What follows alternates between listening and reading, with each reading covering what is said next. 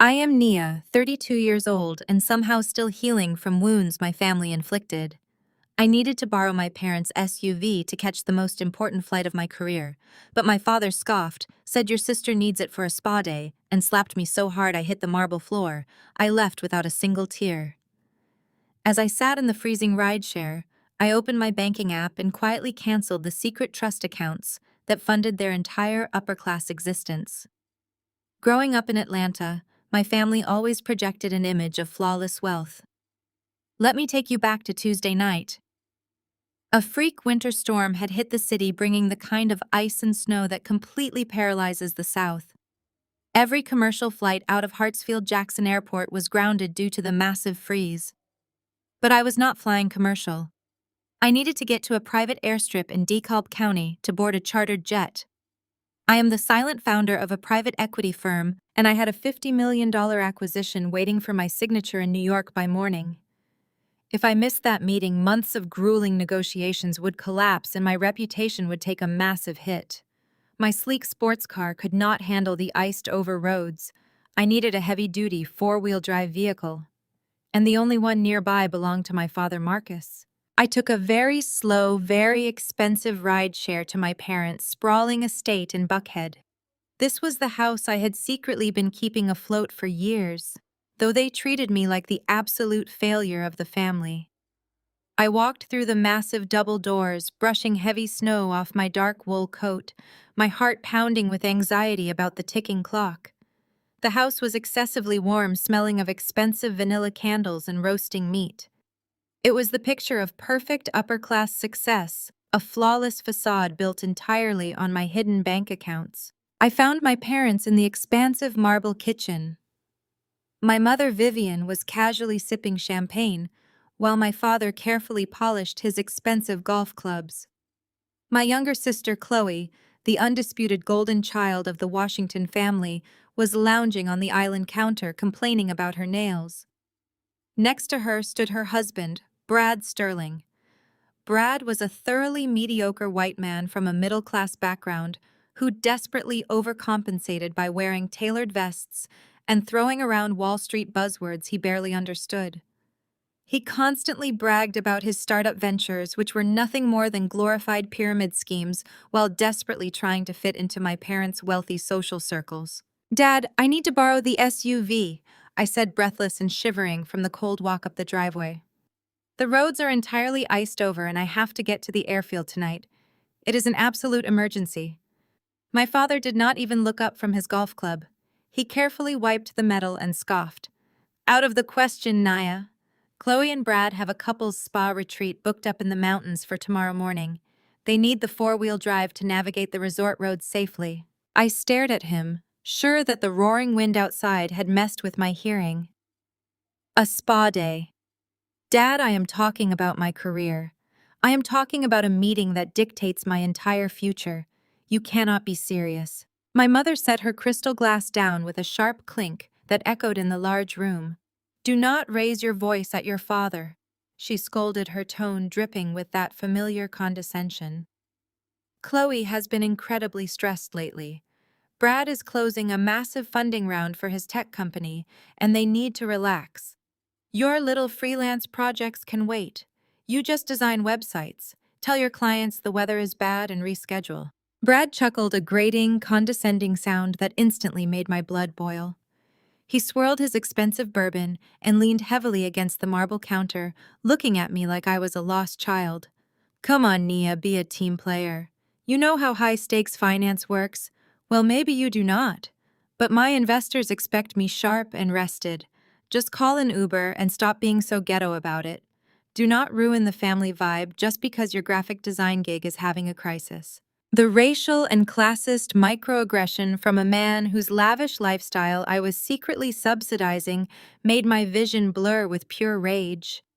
I looked at my sister, hoping for an ounce of solidarity, hoping she would recognize how insane it was to prioritize a massage over a desperate emergency. Chloe just flipped her perfectly styled hair and smiled a sickly sweet smile. "Sorry, sis. Brad has been working so hard to save this family financially. He deserves a massage. You understand." I did not have time to argue with their collective delusions.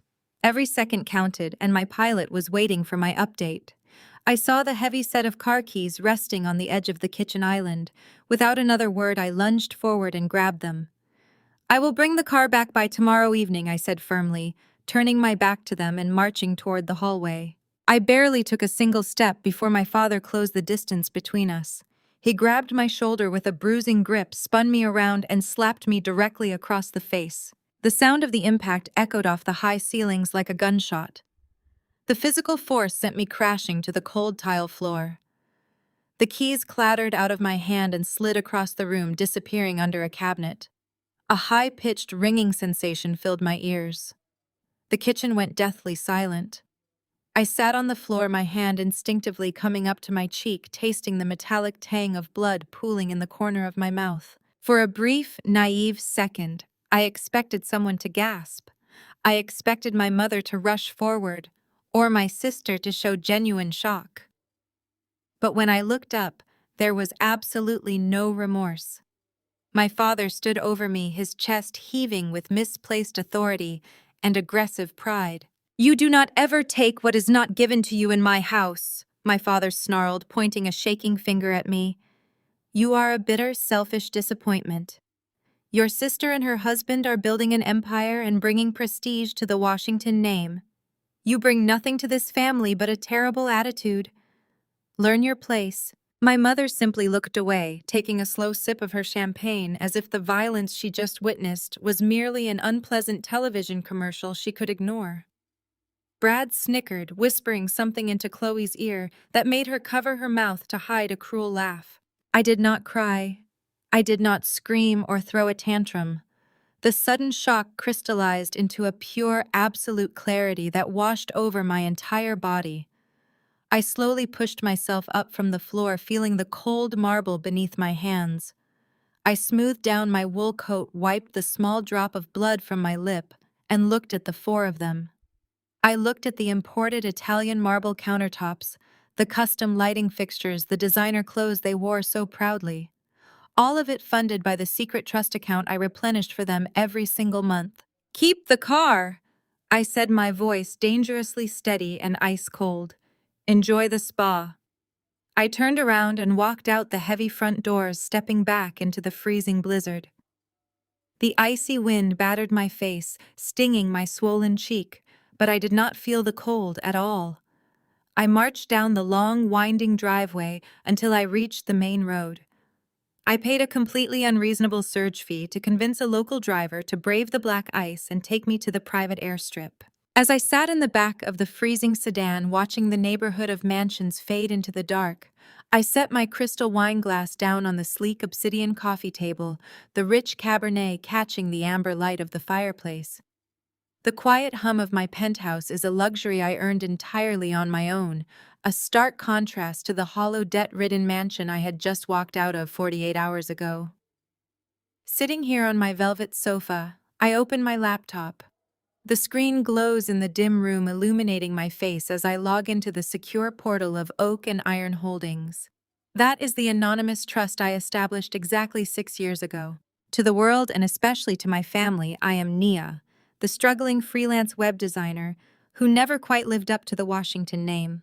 But behind the firewall of this corporate account, I am their savior, or rather I was. 6 years ago, my father made a disastrous series of investments that completely wiped out his liquid assets. He was weeks away from facing foreclosure on the Buckhead estate, a reality that would have destroyed his massive ego and my mother's precious social standing. I had just sold my first tech startup for millions, a fact I eagerly tried to share at dinner one night. Marcus had simply waved his hand, told me to stop exaggerating my little computer hobbies, and asked Brad for real estate advice. That night I realized they would never respect my success because it did not fit their narrative of the disappointing daughter. But I still craved their love. So I hired a corporate attorney to approach my father as a silent investor. I bailed him out under a cloak of anonymity. I bought their comfortable reality. Now I rest my fingers on the trackpad. It is time to dismantle the illusion. I navigate to the Scheduled Transfers tab. 5 recurring payments keep the Washington family empire afloat. I hover my cursor over the first one. It is my mother's American Express Centurion card. Vivian genuinely believes my father's business acumen affords her those weekly shopping sprees at Phipps Plaza, the imported silks, the endless cases of vintage champagne she sips while criticizing my clothes. With a single satisfying click, I revoke the authorization. The account is frozen immediately. Next on the list is the mortgage for the Buckhead estate. $15,000 automatically wired on the 15th of every month. I remember the smug look on my father's face as he polished his golf clubs, telling me to learn my place in his house. His house. The absolute irony makes me scoff into the quiet room. He does not even own the marble floor I bled on. I click cancel. The payment is terminated. The bank will issue a default notice within 3 business days. I scroll down to the third item, a monthly lease payment for a custom Porsche Panamera. Chloe drives it around town, boasting about how Brad surprised her for their anniversary after closing a massive deal. Brad has not closed a legitimate deal in his entire life. His startup is a sinking ship of unpaid interns and leased office space. I set up the car lease through my holding company just to stop Chloe from crying about feeling inferior to her country club friends. I remember her standing in the kitchen siding with a man who called me ghetto, prioritizing a spa massage over my emergency. I hit delete. The dealership will receive an immediate notification of non-payment and a repo order will be generated by the end of the week. The fourth payment is the monthly dues for the elite Buckhead Country Club. It is the lifeblood of my parents' social circle. It is where Marcus networks to maintain his facade of wealth and where Vivian hosts her charity luncheons to show off her fake diamonds. Without this membership, they are social pariahs. Cancelled. Finally, I reach the fifth automated transfer, a generous, entirely unearned monthly stipend deposited directly into Brad Sterling's business account under the guise of an anonymous seed grant. I was the invisible angel investor, keeping his fraudulent tech company from filing for bankruptcy purely because I did not want my sister to suffer the humiliation of being married to a broke fraud. He stood in my kitchen swirling expensive bourbon paid for by my money and told me to call an Uber. I highlight the funding arrangement and terminate it permanently. His payroll will bounce by Friday. I close the laptop, the screen going black. I lean back against the velvet cushions and take a slow, deep breath.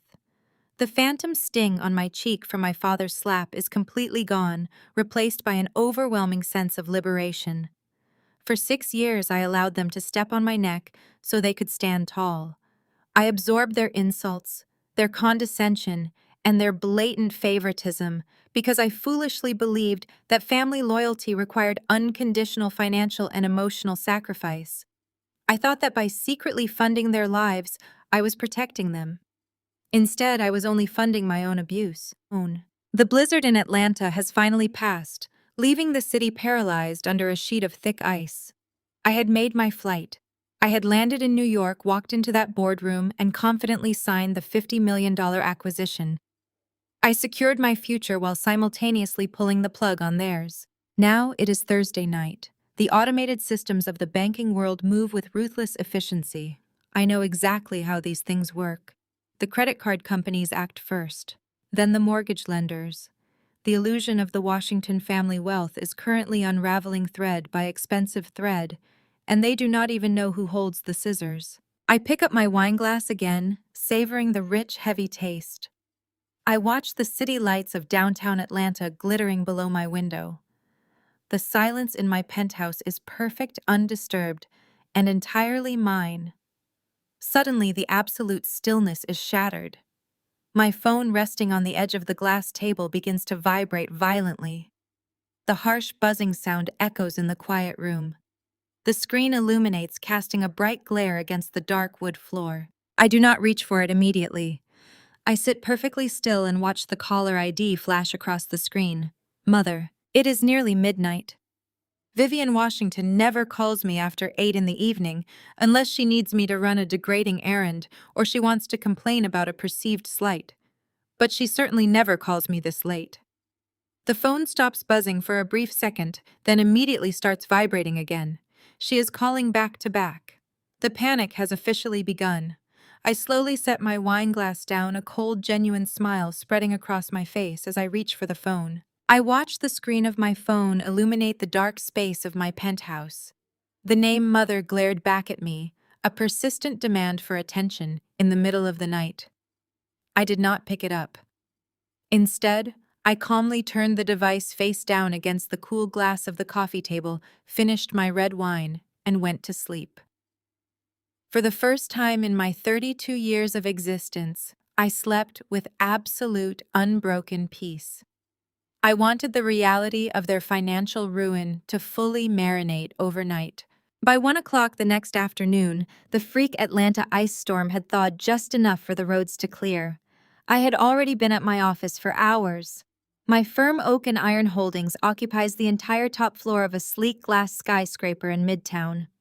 Stepping out of the private elevator and walking past my staff always grounds me. Here I am not the disappointing daughter. I am a titan.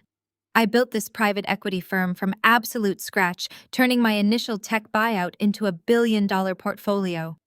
The walls are lined with modern art.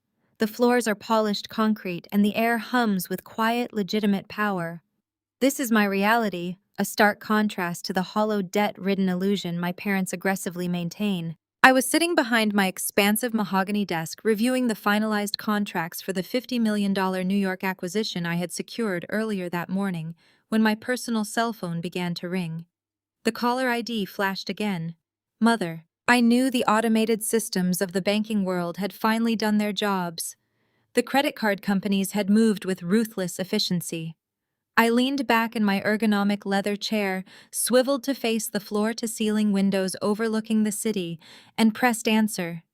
Vivian did not bother with a greeting. Her voice was a frantic, aggressive hiss, the exact sound of a woman desperately trying to scream, while keeping her volume low enough not to alert the public. Nia, fix the banking portal right now, she demanded, breathless with panic. I am standing inside the private viewing room at the Cartier boutique in Phipps Plaza. I just tried to purchase a $40,000 vintage diamond tennis bracelet, and my black card was declined. Declined, Nia. Do you have any idea how humiliating this is? The sales associate looked at me like I was a common criminal trying to pull a scam. Call the wealth manager immediately and fix whatever glitch you caused with your sloppy computer maintenance. I closed my eyes for a brief second, allowing the sheer entitlement of her words to wash over me. I could perfectly picture her standing in that velvet-lined room clutching her designer handbag, her face flushed with fury because her flawless reality was suddenly glitching. For 6 long years I had played the role of the dutiful tech-savvy daughter who merely helped manage the family online accounts. Whenever she needed a credit limit increase, she assumed I was just emailing customer service on her behalf. She never once suspected that I was the actual wealth manager she was ordering me to call. I was the one approving the increase, transferring the funds directly from my own holding company to cover her massive, reckless spending habits. She truly believed her husband was a financial genius and I was just their unpaid, ungrateful IT support. I kept my voice perfectly level, completely devoid of emotion. Why are you asking me what to do, Mom? What kind of question is that? She snapped, the panic in her voice rising. Because you handle the tech stuff for your father. Stop playing games and fix this before the store manager comes back. I took a slow, deep breath. You made it very clear last night, I said smoothly. You all made it exceptionally clear. I am just a bitter, selfish disappointment. I am a failure who brings nothing to the Washington family. I just design websites, remember, so figure it out yourself. Excuse me. Vivian gasped, the shock vibrating through the receiver. How dare you speak to me that way after everything we have provided for you? I demand you call the bank this instant, or I will have your father. Before she could finish her threat, there was a sudden scuffle on the line. The sound of the phone being snatched away was followed by heavy, angry breathing. Then my father's booming, authoritative voice filled my ear. Marcus had clearly driven her to the mall in his pristine luxury SUV, ready to parade around the shopping center like a king holding court. Now his pride had been punctured in public and he was looking for a target. "Listen to me, you ungrateful wretch," Marcus snarled, abandoning all pretense of public decency. "You have crossed a line you cannot uncross. If you think you can throw a tantrum and mess with my accounts just because you got put in your place last night, you are deeply mistaken." I said nothing. I sat in my silent, sunlit office and let him dig his own grave. "You are a disgrace to this family," he continued, his voice dripping with venom and misplaced authority. "You have always been jealous of your sister, jealous of our success, and jealous of the Washington name. I am calling the Buckhead Elite Club today and having your name permanently stricken from the registry. You will no longer ride on my coattails. You are completely cut off, Nia. Do you hear me, cut off?" I pressed my lips together to stop myself from laughing out loud. He was threatening to cut me off from a country club where I personally paid his $50,000 annual membership dues from a dummy account. The delusion was so absolute, so profoundly ingrained in his psychology, that it bordered on clinical insanity. He truly believed he was the provider, the patriarch, the king of a castle that I had bought and paid for. "And do not think we need your little website maintenance anyway," Marcus bragged, his tone shifting from anger to arrogant triumph. "Thank God, Brad is a real man with a real career. He is securing massive investment capital today for his tech firm, millions of dollars. He is a visionary, a genius. He is going to elevate this family to a completely new level of prestige. Brad will save this family, and we do not need you or your terrible attitude anywhere near our success. Do not ever show your face at my house again." The line went dead with a sharp click. I slowly pulled the phone away from my ear, staring at the blank screen as the call disconnected. I placed the phone gently on my desk. The poetic justice of his final words settled over me, wrapping me in a profound, quiet satisfaction. They had just proudly declared independence from the very person who had been secretly paying for the ground they walked on. They had officially tied their entire future, their entire upper-class identity, to Brad Sterling. A soft, sharp knock at my heavy glass office door broke the silence. "Come in," I said, straightening my posture. My executive assistant, Elena, walked into the room.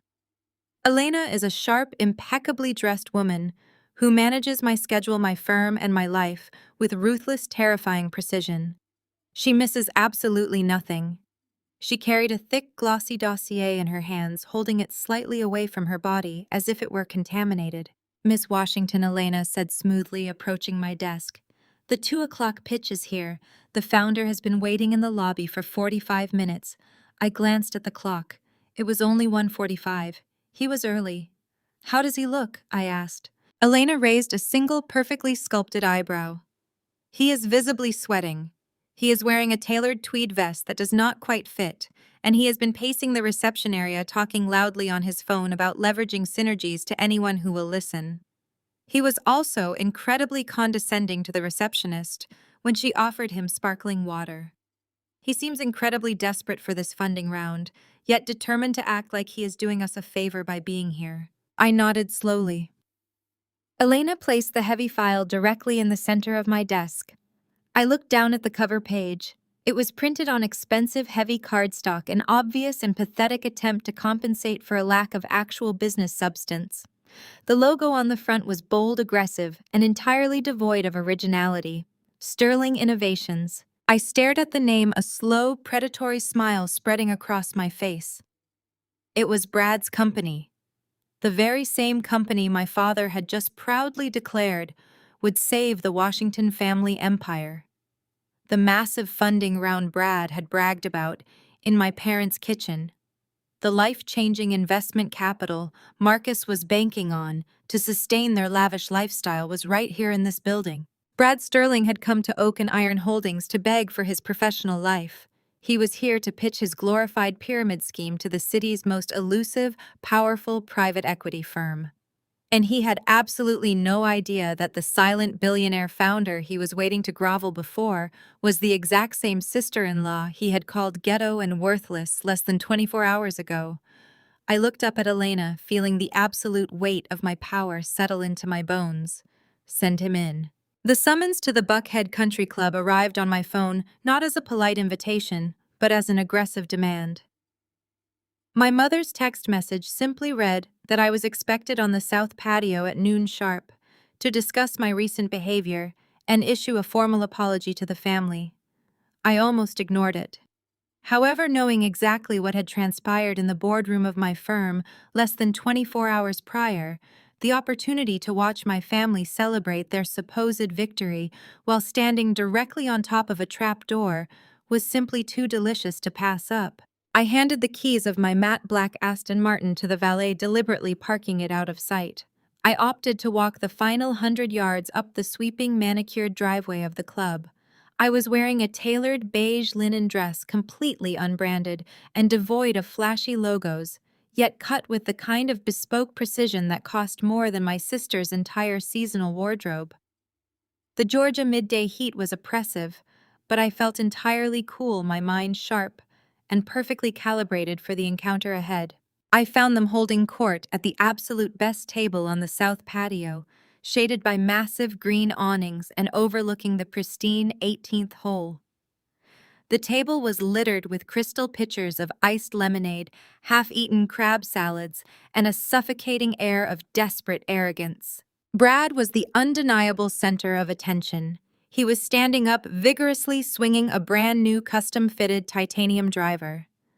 The golf club caught the blinding summer sun, gleaming like a beacon of fabricated wealth. He was dressed in a pristine white polo and plaid trousers, looking exactly like a man desperately trying to play a role he had only seen in movies. Marcus was nursing a scotch, his chest puffed out with pride, nodding along enthusiastically to whatever corporate buzzword garbage Brad was spewing. Vivian and Chloe were seated next to each other, practically vibrating with smug satisfaction as they picked at their salads. When I approached the table, the conversation stopped abruptly. 4 pairs of eyes locked onto me, heavy with judgment and misplaced superiority. "Look who finally decided to show up," Marcus said, his voice carrying loudly over the polite, quiet chatter of the patio. He did not invite me to sit down. "I hope you came here prepared to explain the ridiculous stunt you pulled with the banking portals on Wednesday.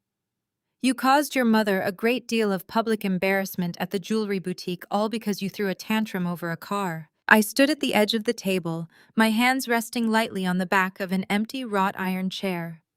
"I merely stopped doing unpaid administrative work for this family," I said evenly, keeping my tone perfectly flat. "If there is a sudden issue with your funds, perhaps you should contact your actual bank instead of blaming your freelance web designer daughter." Vivian scoffed, waving her manicured hand as if swatting away an irritating insect. "Do not play coy with us, Nia. We know you changed the online passwords out of spite because you were jealous of your sister having a spa day. But it does not matter anymore. You have played your last petty trick, and we are completely done relying on you for tech support."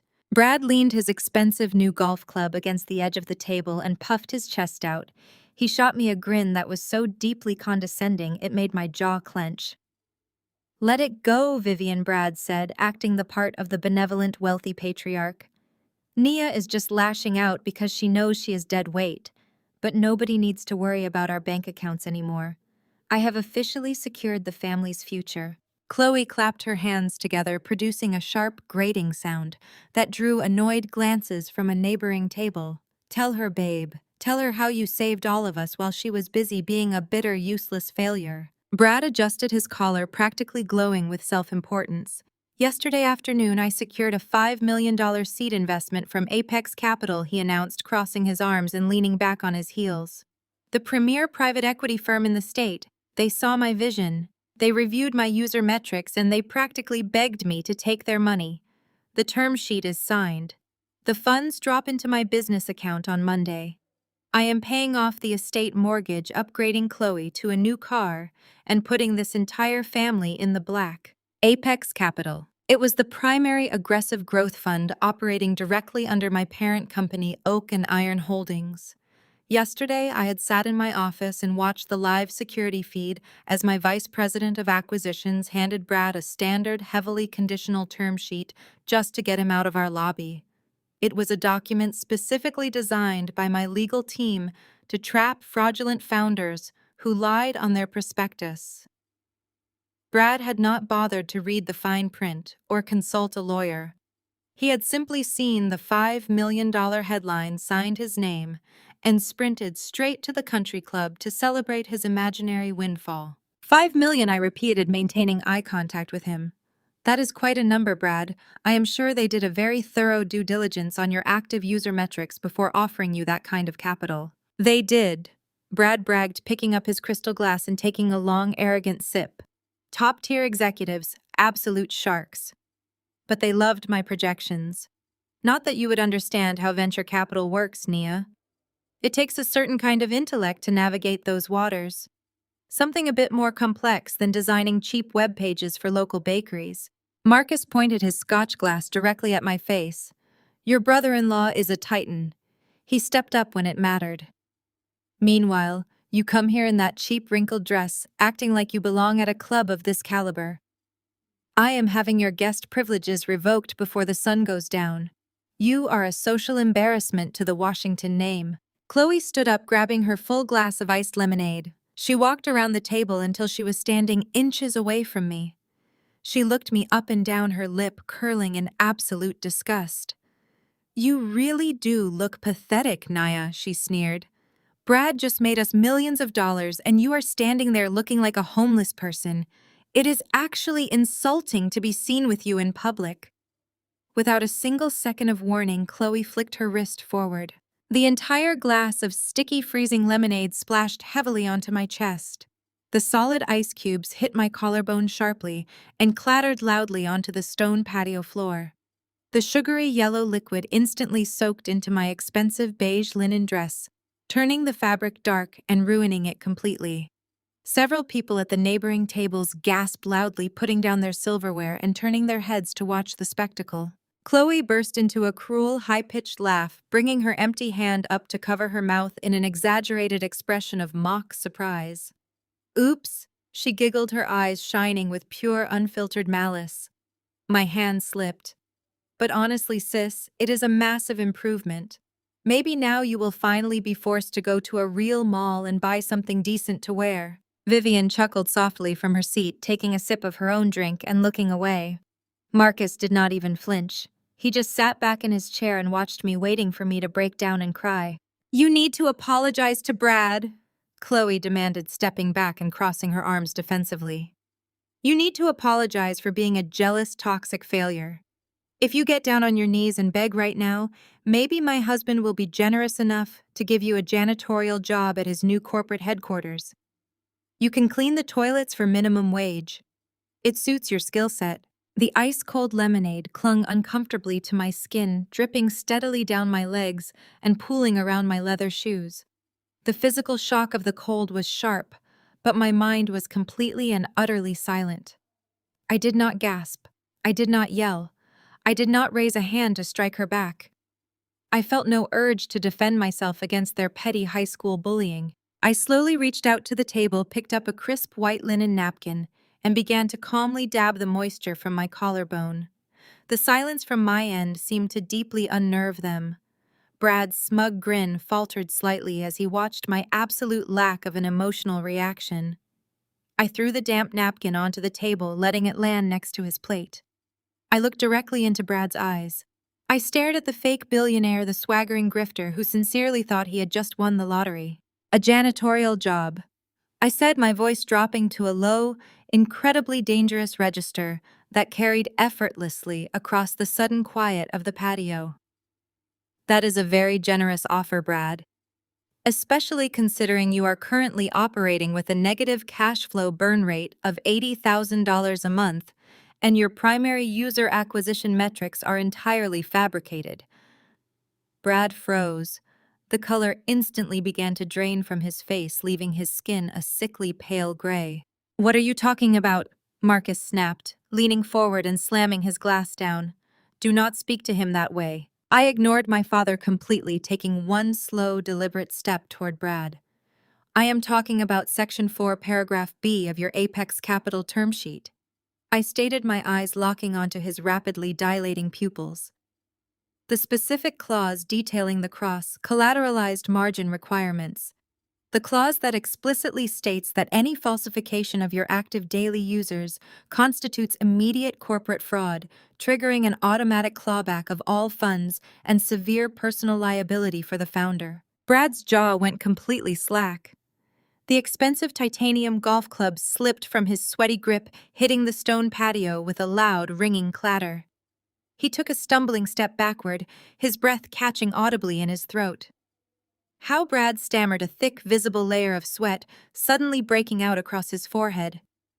"How do you know about Section 4? I also know," I continued, my voice slicing through the humid summer air like a scalpel, "that Apex Capital initiated an emergency forensic audit of your servers at exactly 8 o'clock this morning.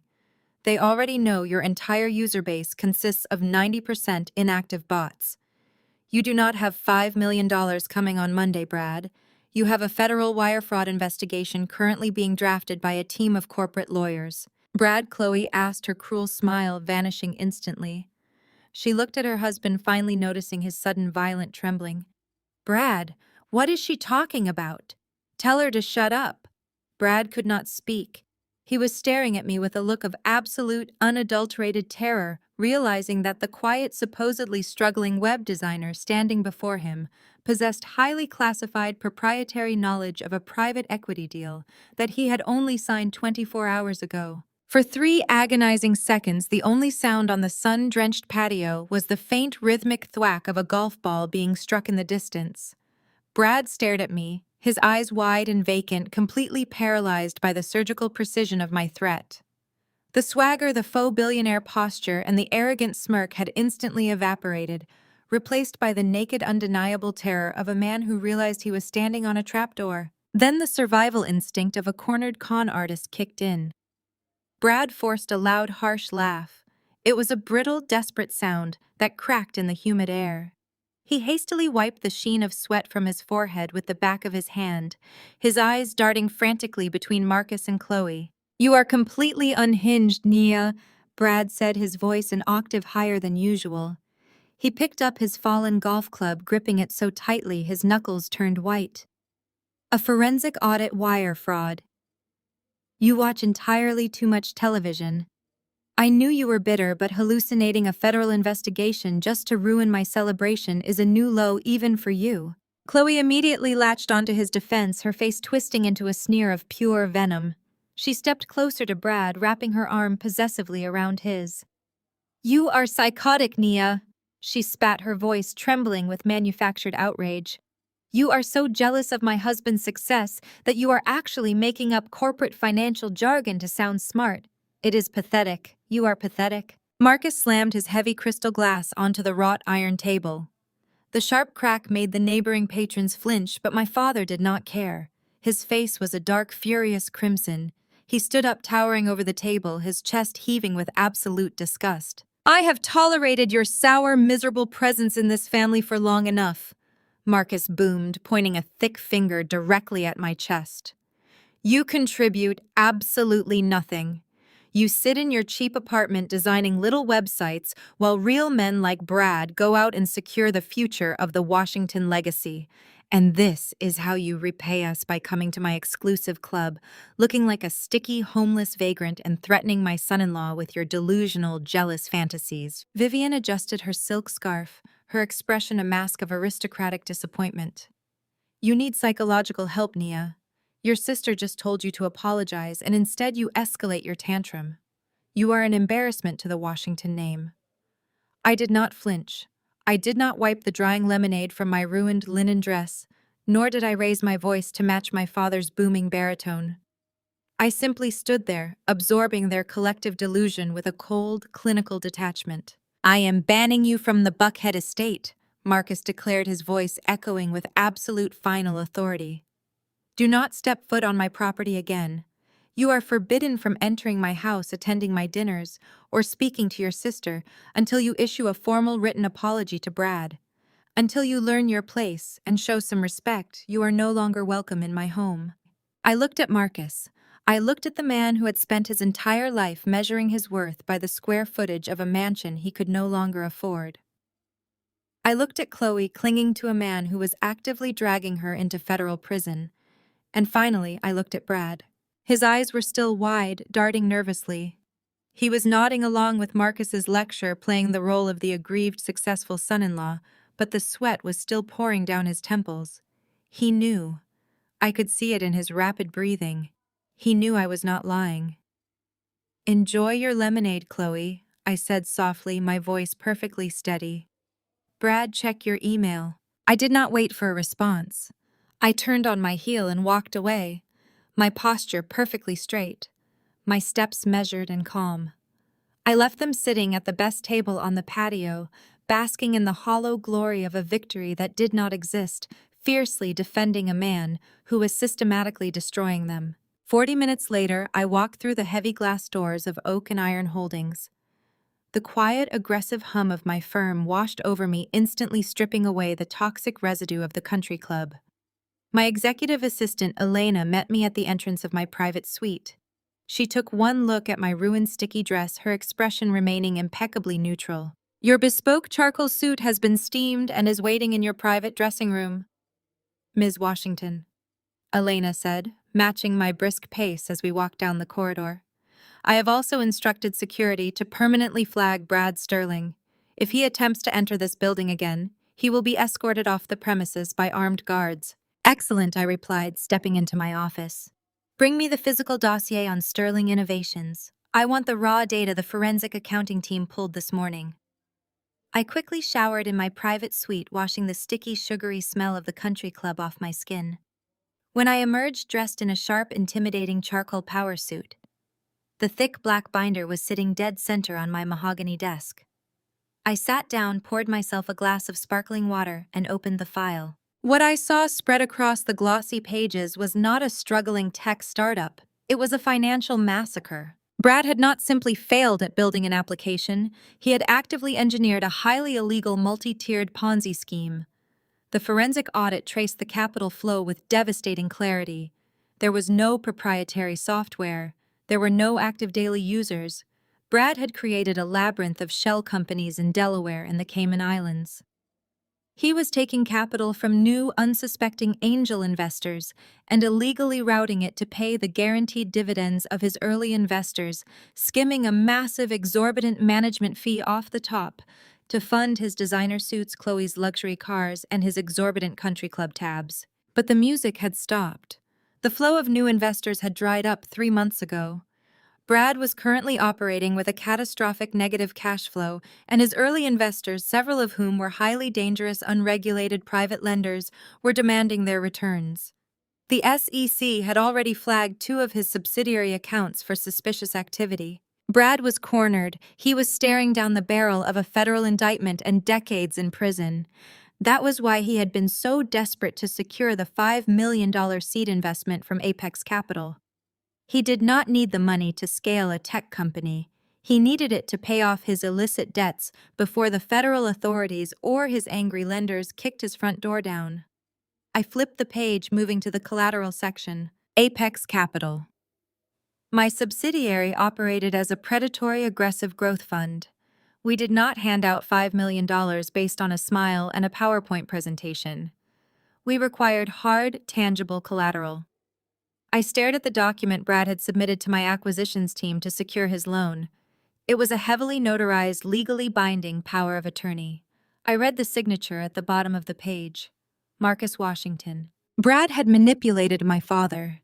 He had somehow convinced Marcus, a man blinded by his own ego and desperate to maintain the illusion of wealth, to sign over absolute financial authority. Brad had convinced his father-in-law that signing this document was a standard procedure for a temporary corporate bridge loan. I turned to the final page of the section to see exactly what asset Brad had offered up to guarantee his survival. It was the deed to the Buckhead estate. Brad had leveraged the family mansion. He had put the Washington family home up as collateral to save himself from federal prison. If he defaulted on the Apex Capital loan, which was mathematically guaranteed given his massive debts, the firm would immediately seize the property, leaving my parents and my sister completely homeless. I sat back in my leather chair, a cold, dark laugh escaping my lips. The sheer breathtaking audacity of the betrayal was almost poetic. Marcus had just banished me from his property, fiercely protecting the man who had secretly mortgaged the roof over his head. But as I stared at the property parcel number printed on Brad's collateral agreement, the dark amusement hardened into something entirely lethal. I leaned forward and typed my master administrative password into my desktop terminal. I bypassed the standard banking portals and logged directly into the secure registry of Oak and Iron Holdings long-term real estate acquisitions. I entered the parcel number for the Buckhead estate. The screen loaded instantly, displaying the highly classified, indisputable legal chain of title. Marcus Washington thought he owned the estate. Brad Sterling thought he could leverage it to save his pathetic life. But the digital ledger displayed the absolute truth. 3 years ago, when Marcus was secretly drowning in mezzanine debt and facing quiet foreclosure, a faceless corporate entity had stepped in and purchased the promissory notes directly from the bank. That entity assumed the debt, and by extension, absolute legal control of the deed. I stared at the name of the holding company listed as the sole proprietor of the Buckhead mansion. It was a subsidiary, completely owned and operated by me. Brad was attempting to secure a fraudulent $5 million loan by pawning off a $30 million estate that did not belong to him. He was trying to hand the Washington family mansion over to Apex Capital. He had no idea he was trying to give my house back to me. The heavy mahogany doors of the Buckhead estate swung open to reveal a Thanksgiving scene pulled straight from a luxury lifestyle magazine. The air was thick with the scent of roasted sage, expensive truffles, and vintage Bordeaux. Extended family members swarmed the grand foyer, their laughter echoing off the marble floors as they balanced crystal wine glasses and exchanged hollow compliments. I stepped over the threshold, my posture straight, wearing a perfectly tailored emerald green sheath dress that demanded absolute attention. Vivian spotted me instantly. Her forced gracious host smile dissolved into a mask of pure, unadulterated panic. She abandoned her conversation with Aunt Patricia and marched directly toward me, her heels clicking aggressively against the stone floor. She grabbed my arm, her manicured nails digging sharply into my skin, and attempted to pull me back toward the front door. "I specifically told you that you were banned from this property," Vivian hissed, keeping her voice low so the nearby relatives would not hear. Marcus made it explicitly clear. "You are a toxic, jealous embarrassment. Turn around and leave before you ruin this holiday for everyone." I calmly reached up and removed her hand from my arm, applying just enough pressure to make her gasp and step back. "I own a stake in this family, Mother," I said, my voice smooth and utterly devoid of emotion. "I have every right to be here. Enjoy your turkey." I walked past her, ignoring the absolute horror radiating from her rigid frame. I glided into the main dining room. The massive 20-seat mahogany table was adorned with towering floral centerpieces, polished silver flatware, and custom-printed place cards. I scanned the elegant calligraphy for my name. It was nowhere to be found on the main table. Chloe, standing near the fireplace in a glittering gold dress, caught my eye and smirked. She pointed a perfectly manicured finger toward the far corner of the room near the swinging kitchen doors. There was a small, flimsy folding table covered with a cheap paper tablecloth. It was surrounded by plastic chairs. 5 of my younger cousins, ranging in age from 4 to 9, were already seated there, throwing dinner rolls at each other. A single handwritten index card with the name Nia was taped to the center of the plastic table. "We simply ran out of space for the adults," Chloe said loudly, ensuring the nearby guests heard her explanation. "Plus, considering your recent immature behavior, we figured you would feel much more comfortable sitting with the toddlers. Try not to throw a tantrum and ruin their meal." A few aunts and uncles chuckled nervously, averting their eyes. They had all spent decades watching Marcus and Vivian treat me like a second-class citizen. They were thoroughly conditioned to accept my humiliation as a standard family tradition. I did not argue. I did not flush with embarrassment or storm out of the room. I simply walked over to the folding table, pulled out a plastic chair, and sat down. The sheer absurdity of the situation brought a genuine relaxed smile to my face. I watched the adults scramble to find their assigned seats at the grand table, fighting for proximity to Marcus and Brad. I sat perfectly still, cutting my portion of dry turkey with absolute precision, completely undisturbed by the childish insult. I was not sitting at the kids' table. I was sitting in the VIP viewing section for the greatest demolition event of the decade. Halfway through the main course, Marcus tapped his silver spoon against his crystal wine glass. The sharp, clear, ringing sound instantly silenced the entire dining room. All 20 guests turned their attention to the head of the table. Marcus stood up, buttoning his tailored suit jacket, his chest puffed out with undeniable arrogance. Family. Marcus began, his deep voice carrying a rehearsed theatrical weight. This year has tested us. The economic climate has been brutal, and many lesser men have folded under the pressure. But the Washington family does not fold. We endure, and we thrive. He raised his glass, turning his gaze toward the opposite end of the table. But I cannot take the credit for our current prosperity, Marcus continued, placing his free hand over his heart. We are sitting in this magnificent home today because of one man. A man of vision. A man of relentless drive and unparalleled financial genius. He stepped up when it mattered most, navigating the treacherous waters of venture capital to secure a $5 million investment that will cement our legacy for generations. The extended family gasped in collective awe, murmuring their impressed approval. Chloe beamed, practically vibrating with pride as she rested her hand on her husband's shoulder. To my son-in-law, Brad Sterling, Marcus announced, raising his glass higher. The true savior of this family. A man who proved his worth when others in this room chose to act like bitter, jealous failures. To Brad. To Brad, the table echoed in unison. Glasses clinked. Applause broke out. Brad stood up to accept the praise, but his movements were incredibly rigid. He offered a tight, forced smile to the room, raising his glass with a hand that was visibly trembling. He looked exhausted. Dark, heavy circles shadowed his eyes, and his skin carried a sickly, pale sheen. He had spent the last week desperately trying to secure alternative funding, knowing his Apex Capital deal was dead, knowing he was sitting on a ticking time bomb. He locked eyes with me across the room. He swallowed hard, a bead of sweat tracing a line down his temple. I finished chewing my bite of turkey. I placed my plastic fork down on my paper plate. I stood up from the folding table. The room grew quiet as I walked slowly and deliberately toward the grand mahogany table. The soft click of my heels against the hardwood floor sounded like a metronome counting down to 0. I did not stop until I was standing directly next to Marcus. I reached into the pocket of my green sheath dress and pulled out a thick, sealed linen envelope. I dropped it directly onto Marcus's pristine china plate, right on top of his sliced turkey. What is the meaning of this? Marcus demanded, his face instantly turning a dark, dangerous shade of red. I told you to stay in your corner. Do not interrupt my toast with your desperate need for attention. I kept my eyes locked on his. Open it. Vivian slammed her hands on the table. Naya, remove this trash from the table immediately and get out of my house.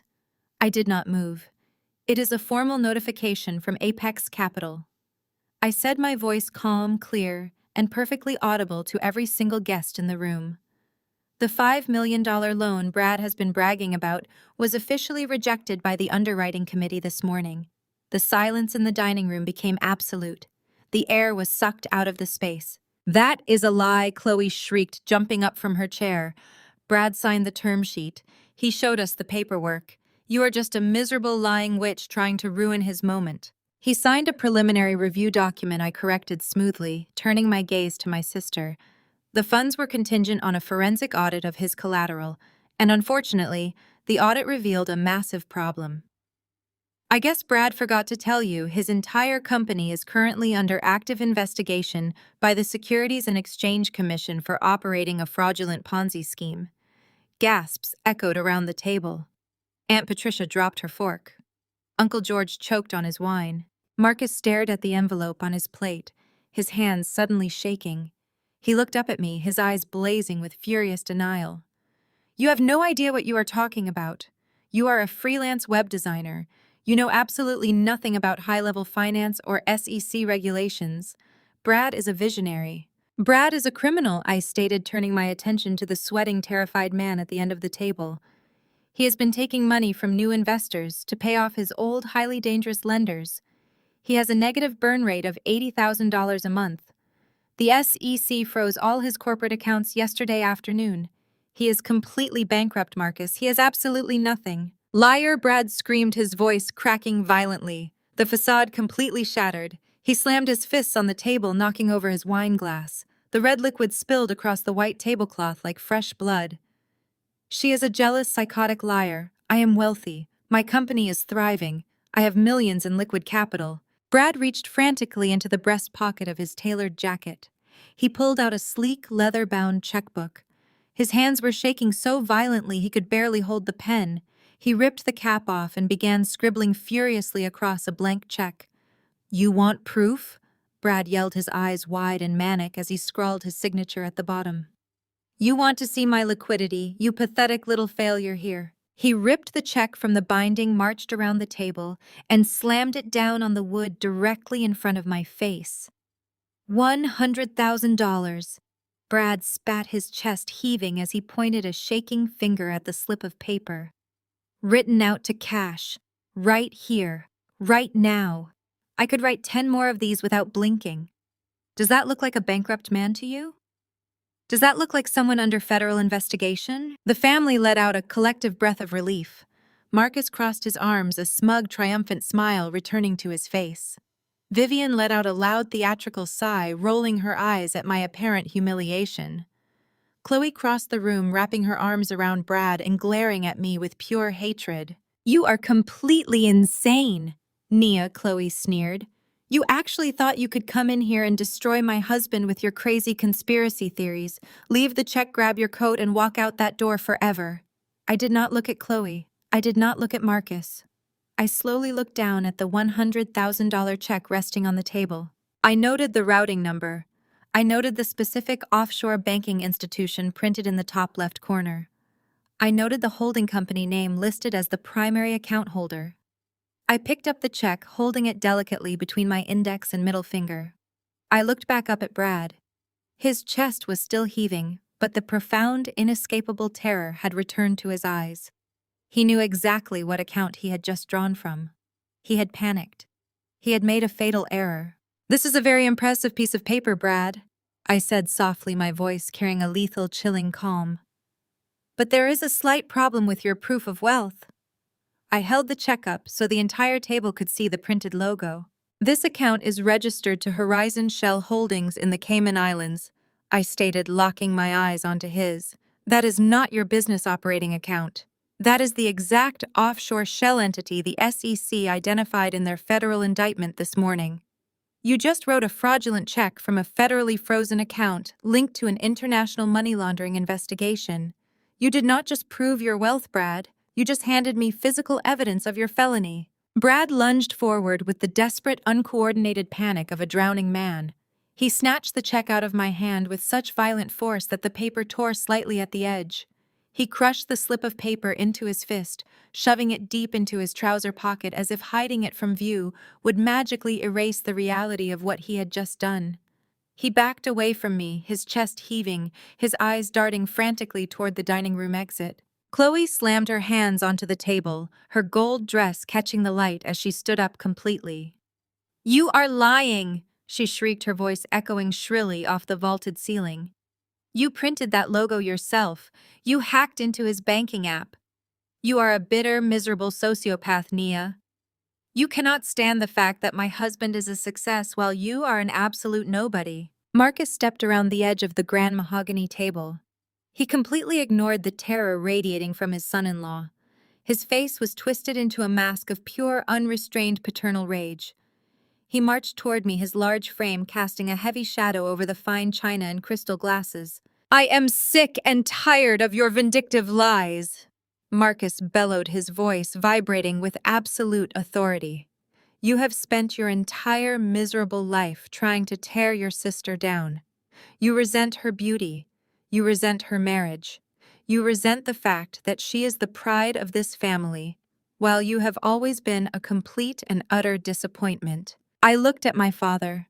I looked at the man who had spent 3 decades conditioning me to believe that my worth was tied entirely to my subservience. "Tear her down," I asked, my voice dropping to a low, conversational tone that somehow carried more weight than his screaming. That is a fascinating choice of words, Marcus. I suppose exposing a federal crime is tearing her down, but please remind me, what do you call it when you drain your eldest daughter's entire college savings account to bribe a local police chief? The dining room went entirely still. The ambient noise of the estate seemed to evaporate. Aunt Patricia, who had been nervously sipping her water, froze with the glass pressed against her lips. Uncle George slowly lowered his fork. "What are you talking about?" Aunt Patricia asked, her voice a fragile whisper in the sudden silence. Marcus stiffened.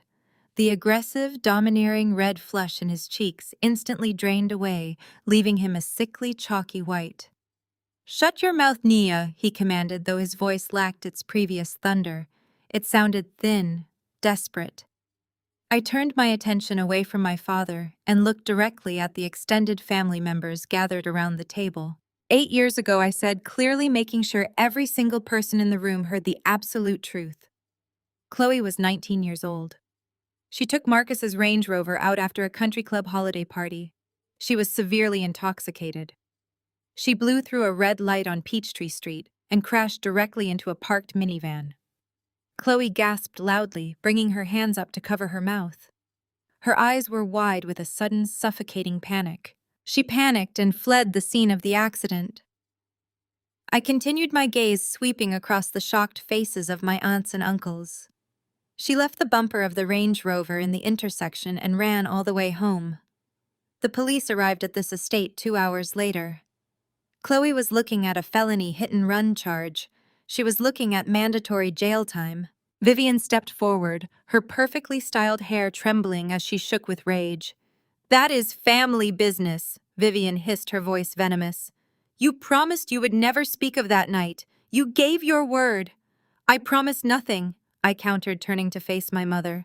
"I was 20 years old. I was a week away from transferring to Columbia University to finish my degree." "But Columbia never happened, did it?" I looked back at Aunt Patricia, who was now staring at Marcus with overt horror. "Marcus needed $50,000 in untraceable cash immediately," I explained calmly. "He needed to pay off the owner of the minivan to drop the civil suit, and he needed to make a very generous anonymous donation to the local precinct's benevolent fund to ensure the criminal report simply vanished. But Marcus did not have $50,000 in liquid cash. He had already remortgaged his commercial properties, so he went into the family trust. He completely drained the college tuition fund my grandfather had explicitly left in my name." "Lies," Marcus roared, attempting to regain control of the narrative. "It was a reallocation of family resources. You were failing your classes anyway. You lacked the discipline for an Ivy League education.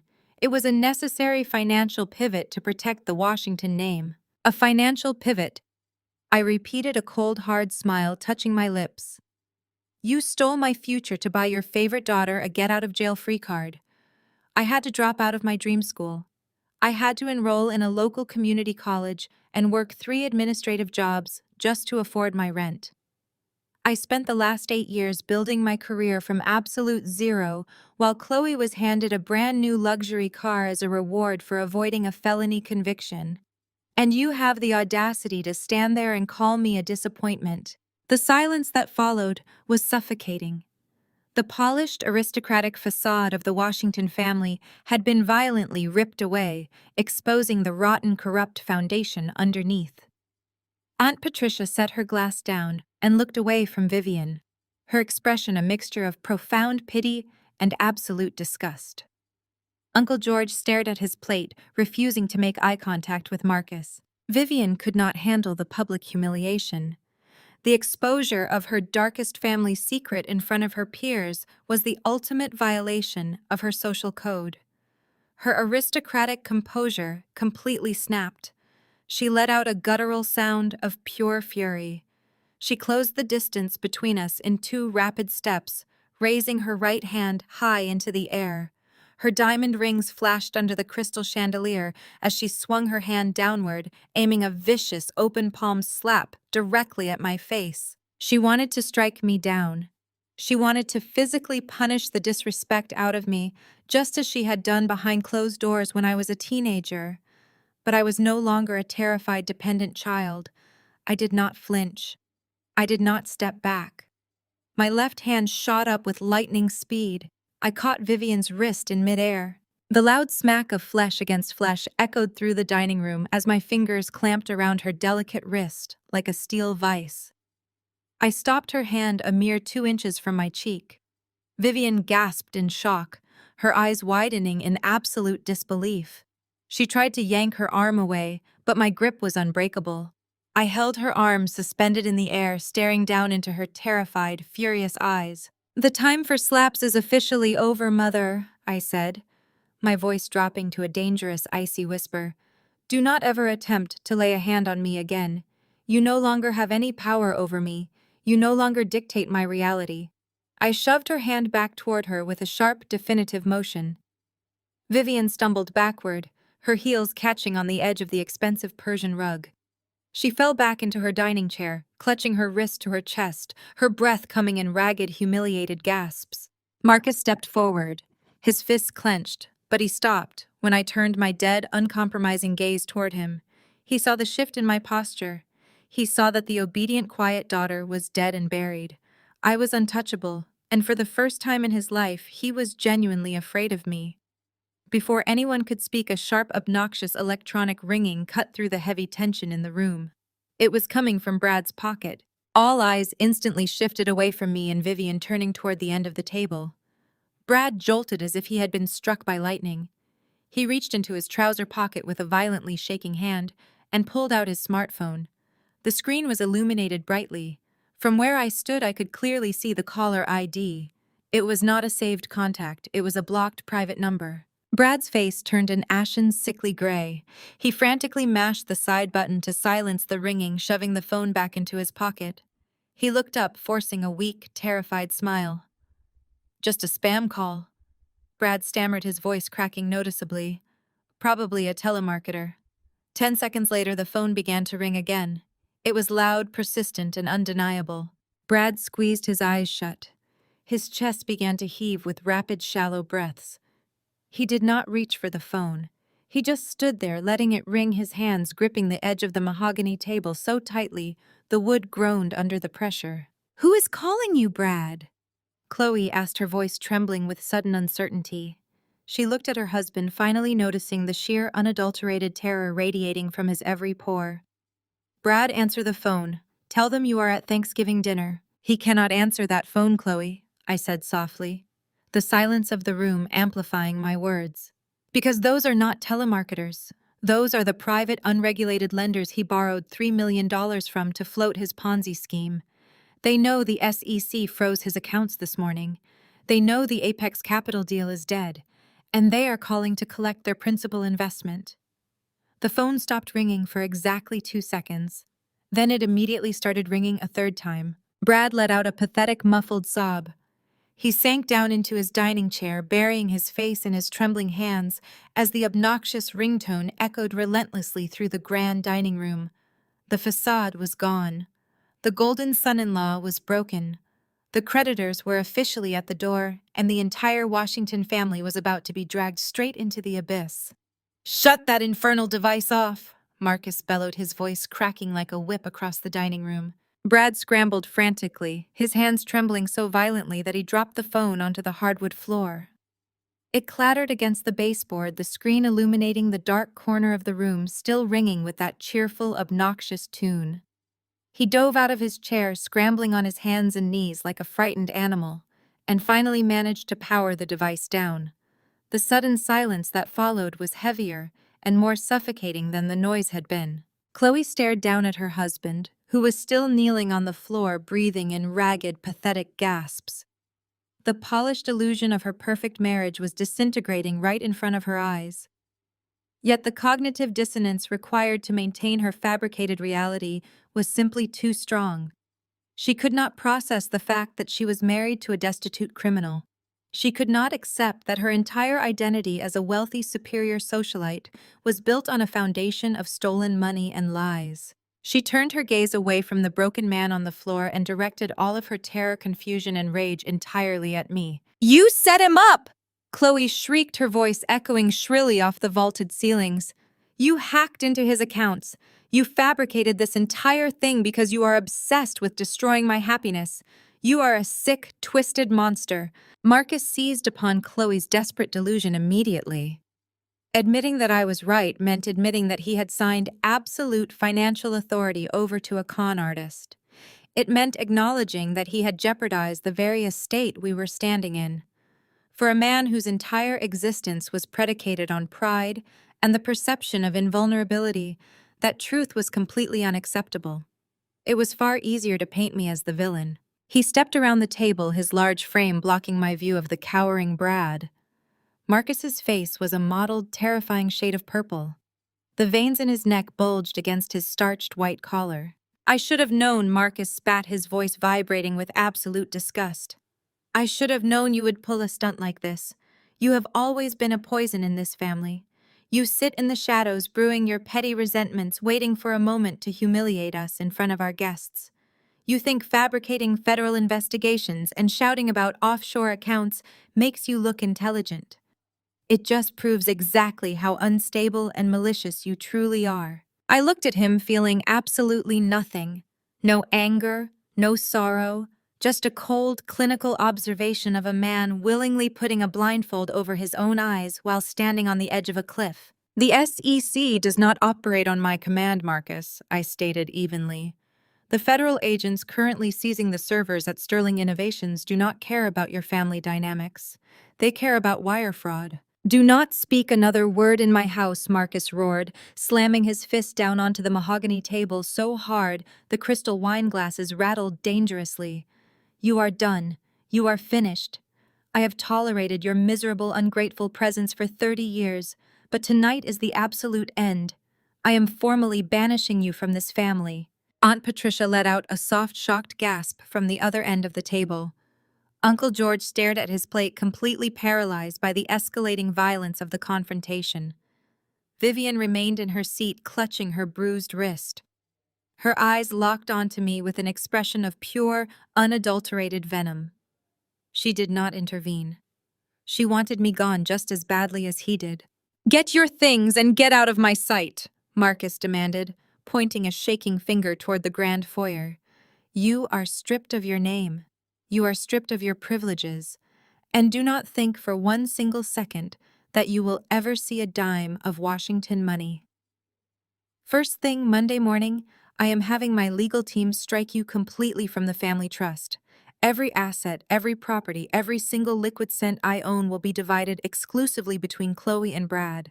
They are the only ones who have shown loyalty. They are the only ones who deserve my legacy."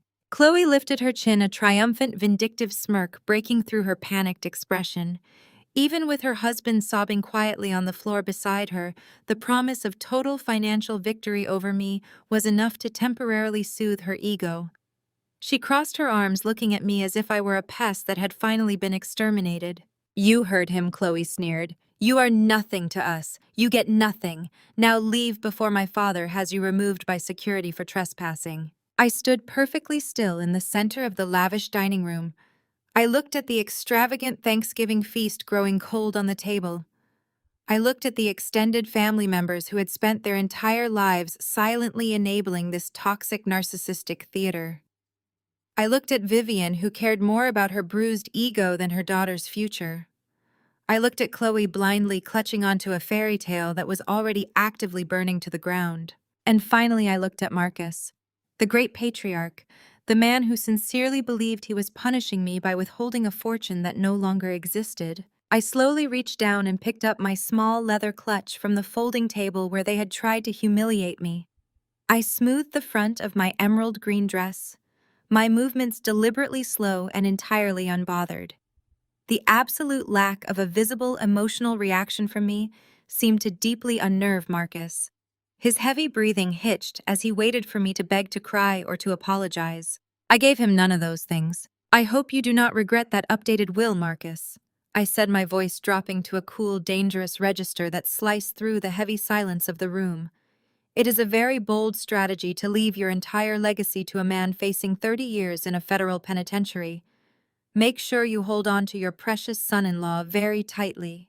You two deserve exactly what is coming to you." I did not wait for his response. I turned on my heel and walked toward the grand archway.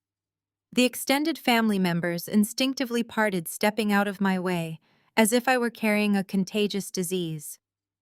I walked through the lavish foyer, my heels clicking rhythmically against the polished marble floor. I did not look back. I did not slam the heavy wooden front doors. I simply pulled them open and stepped out into the crisp, biting air of the November night. The heavy doors clicked shut behind me, sealing the Washington family inside their opulent mortgaged tomb. I walked down the sweeping driveway toward my matte black Aston Martin, which the valet had parked discreetly near the front gates. The cool night air felt incredibly refreshing against my skin, washing away the suffocating, stagnant atmosphere of the estate. I unlocked the car, slid into the driver's seat, and closed the door. The soundproofing of the cabin instantly muted the outside world. I sat in the quiet darkness for exactly 5 seconds, allowing the magnitude of the evening to settle over me. I had given them one final chance to see the truth. I had given Marcus the opportunity to distance himself from a criminal. Instead, he had chosen to double down on his delusion, disown his only competent child, and formally tie his entire remaining estate to a sinking ship. The time for warnings was over. I pressed a button on the dashboard console, syncing my phone to the car's secure internal network. I tapped the screen, dialing the private encrypted number for my lead acquisitions attorney, David Vance. He answered on the first ring, his voice sharp and professional despite the late hour. "Ms. Washington," David said. "Happy Thanksgiving. I assume you are not calling for idle holiday chatter." "The holiday is officially over, David," I replied, staring through the windshield at the towering silhouette of the Buckhead mansion. Brad Sterling's offshore accounts have been frozen. He is actively defaulting on his obligations as we speak. The collateral agreement is now completely viable for execution. "Understood," David said, the sound of rapid typing echoing faintly in the background. "Do you want me to initiate the standard grace period protocols for the property seizure?" "No grace periods," I commanded, my tone absolute and unyielding. "Marcus just formally disowned me and transferred his entire estate to Sterling. They have made their loyalties very clear. Activate the asset recovery order immediately. Contact the local sheriff's department and coordinate the eviction notices. I want the default notices plastered on their front gates by Monday morning. It is time to pull in the net." 3 days later, the Buckhead estate was a whirlwind of superficial chaos. The annual Atlanta Heritage Gala was scheduled for that evening, an event that served as the ultimate proving ground for the city's elite. For Vivian, it was not merely a charity dinner, it was a battleground of social currency. She had transformed the grand foyer into a staging area. Racks of designer garments wrapped in plastic hung from temporary scaffolding, while 2 stressed-looking seamstresses knelt on the marble floor, frantically making last-minute alterations to Vivian's sequined gown. Marcus was standing by the sweeping staircase, admiring his reflection in a gilded mirror as he adjusted the cuffs of his bespoke tuxedo. He projected an aura of absolute invincibility. In his mind, he had decisively excised the only problem in his life by banishing me from the family. He believed he was hours away from introducing Brad to the city's wealthiest investors as his brilliant billionaire son-in-law. The illusion of their perfect morning shattered with the sound of a sharp, furious scream echoing from the second floor. Chloe came stomping down the grand staircase, her face flushed an ugly, blotchy red. She was clutching her smartphone so tightly her knuckles were white. She completely ignored the seamstresses, kicking a pile of discarded tulle out of her way as she marched into the center of the foyer. "It is declined!" Chloe shrieked, throwing her hands up in the air. "Every single one of them. The platinum card, the reserve card, even the joint account debit card. They are all locked." Vivian waved a dismissive hand, not taking her eyes off the seamstress pinning her hem. "Lower your voice, Chloe. The staff can hear you. It is just a bank error. Call the concierge line and have them lift the fraud lock." "I have been on hold with the concierge for 40 minutes, Chloe yelled, her voice bordering on hysterical. "The boutique needs the payment for my Oscar de la Renta gown by noon, or they are renting it to the mayor's wife." I tried to use Brad's corporate card, and the machine literally flashed a message saying the account was seized. Seized, mother. They will not even let me buy a coffee. Marcus turned away from the mirror, clearly annoyed by the interruption to his pristine morning. He adjusted his silk bow tie and offered his daughter a condescending smile. "You are overreacting as usual," Marcus said, using his deep, calming patriarch voice. "Brad just initiated a massive transfer of offshore funds. When you move that kind of capital, the Federal Reserve automatically flags the accounts for a security review. It is a standard compliance measure for ultra-high net worth individuals. It will be cleared up by the end of the business day." "Where is Brad?" Vivian asked, looking up from her dress. "He was supposed to be here an hour ago for his tuxedo fitting." "He left before I woke up," Chloe snapped, crossing her arms over her chest. "He left a note saying he had an emergency board meeting. He is not answering my texts." "I need a dress for tonight, Dad. I am not going to the most important gala of the season wearing something off the rack." Before Marcus could pull out his own wallet to pacify her, the heavy brass knocker on the front double doors pounded 3 times. The sound was loud, sharp, and deeply authoritative. The estate butler hurried across the foyer and pulled the heavy doors open. Standing on the front porch were 2 men dressed in dark, unbranded windbreakers. They did not look like florists. They did not look like caterers. They carried the distinct heavy posture of law enforcement. The taller of the 2 men stepped directly past the butler, without waiting for an invitation, his heavy boots tracking dirt onto the pristine marble floor.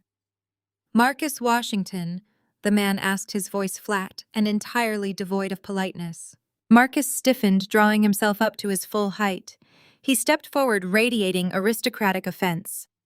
"I am Marcus Washington. Who let you pass the front gate? This is private property. If you are looking for a donation for the Police Benevolent Fund, you need to contact my secretary."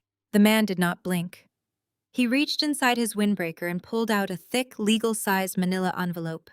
He slapped it firmly against Marcus's chest, forcing my father to grab it to keep it from falling. "You have been served," the man stated. "Notice of default and order of immediate eviction. You have 48 hours to vacate the premises before the county sheriff arrives to physically remove your belongings. Have a nice day." The 2 men turned on their heels and walked out the door, leaving it wide open to the crisp morning air. The grand foyer descended into absolute, suffocating silence. The seamstresses slowly stopped pinning Vivian's dress. Chloe lowered her arms, her mouth hanging open. Marcus stood frozen in the center of the room, staring at the thick envelope in his hands, as if it were a live explosive. "What is that?" Vivian asked, her voice trembling slightly. "Marcus, what did he just say?" "It is a mistake," Marcus muttered, though his voice lacked any of its usual booming authority. "It is a clerical error. The bank must have crossed our file with someone else." He tore the top of the envelope open. His hands, usually so steady and commanding, were shaking violently. He pulled out a thick stack of legal documents printed on heavy watermarked paper. He flipped past the cover sheet, his eyes scanning the dense legal jargon. "Notice of default," Marcus read aloud, his breath catching in his throat. "Violation of cross-collateralized margin agreements, failure to cure negative balance, seizure of physical assets. Dad." Chloe whined, stepping closer to him. "What does that mean? Why did he say eviction? We own this house." "We do not own the house," Marcus whispered, the color draining from his face, until he looked like a corpse. "I leveraged the deed. I gave Brad power of attorney to use the estate as collateral for his bridge loan. He said it was just a formality. He said the funds would be cleared in 24 hours. Vivian ripped herself away from the seamstresses, her face twisting into a mask of pure horror. "You leveraged my home. You put the estate on the line for his startup. Marcus, you promised me the house was secure." "It was secure," Marcus yelled, panic finally breaking through his arrogant facade. "Brad had $5 million coming from a private equity firm. He showed me the term sheet. He showed me the signatures. The loan was guaranteed." Marcus frantically dug into his pocket and pulled out his phone. He swiped across the screen with trembling fingers and hit Brad's contact name. He pressed the phone to his ear, his chest heaving with rapid, shallow breaths. The phone rang. It rang a second time. A third. Finally, there was a click. Brad Marcus barked, his voice echoing off the marble walls. "What the hell is going on? There are process servers at my front door. Chloe's cards are frozen. Where are you?" Fix this immediately. There was a loud, chaotic background noise on the other end of the line. The sound of rolling suitcases, the muffled echoing voice of an intercom announcer calling for final boarding, Marcus Brad said. His voice was incredibly thin, breathless, and laced with absolute naked panic. Listen to me. There has been a misunderstanding, a massive compliance misunderstanding. Where are you? Marcus demanded, his eyes widening as he recognized the ambient noise. Are you at the airport? I have to go to the Cayman Islands. Brad stammered rapidly. I have to sort out the offshore accounts in person. The SEC made a mistake. The feds do not understand our user metrics. I just need a few days to restructure the capital. Tell Chloe I love her. I will call you when I land. Brad Marcus roared. You come back here right now. You fix this loan. I cannot. Brad whispered, his voice cracking. They froze everything. Naya was telling the truth. The money is gone, Marcus. It is all gone. The line went dead. Marcus stood perfectly still, the phone slipping from his grip and clattering onto the marble floor. The screen cracked upon impact. He left. Marcus said, his voice entirely hollow. He is fleeing the country. He actually left. Chloe let out a piercing, guttural scream. She dropped to her knees right there in the foyer, burying her face in her hands, her wails echoing terribly through the grand, empty space of the house she no longer owned. Vivian stumbled backward, leaning heavily against the wall for support, her hands covering her mouth as she stared at her husband in absolute disbelief. Marcus slowly looked back down at the legal documents in his hands. His eyes darted across the pages, desperately searching for a loophole, a mistake, a name he could call to fix this disaster. He flipped to the third page, arriving at the section detailing the plaintiff. He looked for the name of the bank. He looked for the name of the original mortgage lender he had borrowed from decades ago. His eyes locked onto the bold black ink at the top of the page. The primary creditor executing the foreclosure was not a bank. The document read, Apex Capital, a subsidiary of Oak and Iron Holdings. Marcus stopped breathing. The memory of Thanksgiving dinner rushed back to him with the force of a physical blow. He remembered me standing in his dining room in my green dress. He remembered the name of the firm I had mentioned. He remembered telling me I was a failure, a disappointment, a nobody who contributed nothing to the Washington legacy. He stared at the signature at the bottom of the eviction notice. The signature of the CEO of Oak and Iron Holdings, the sole owner of the debt that was currently tearing his life apart. It was my signature. Marcus dropped the papers. They fluttered to the marble floor, landing right next to Chloe's designer shoes. 10 miles away, I stood by the floor-to-ceiling windows of my corner office, looking out over the Atlanta skyline. My phone vibrated softly on the mahogany desk. I picked it up. It was my lead attorney, David Vance. The notice has been served, Ms. Washington. David reported, his voice crisp and efficient. The 48-hour window has officially begun. The sheriff's department is on standby for Wednesday morning to execute the physical removal of the tenants and secure the locks. Excellent, I said, taking a slow sip of my coffee. The view from the top floor had never looked so clear. Do you anticipate any legal pushback from the occupants? David asked. No, I replied, my voice perfectly steady. They have no capital left to hire a defense team. The patriarch just realized he handed the keys to his kingdom to a fugitive, and the daughter he disowned is the one changing the locks. I paused, looking down at the heavy gold pen resting on my desk. Initiate the asset recovery protocols, David, I commanded. It is time to pull in the net. Let them pack their bags. The relentless Atlanta sun beat down on the steel and glass facade of the Apex Capitol building on Monday morning. It was a towering, monolithic structure in the heart of Midtown, a physical manifestation of absolute financial dominance.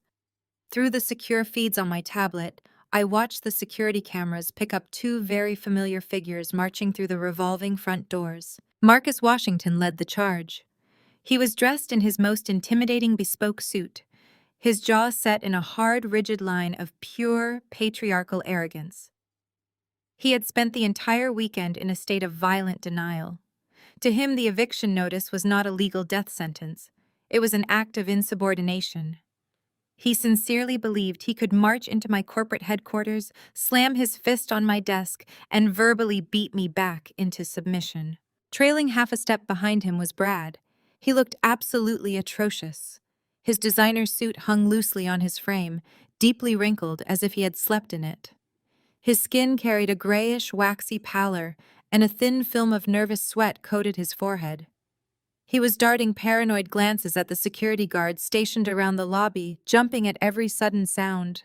He was a man actively being hunted by federal agents and offshore criminals, desperately hoping his father-in-law could bully the chairman of Apex Capital into a miracle reprieve. Marcus bypassed the waiting area completely and marched directly up to the main reception desk.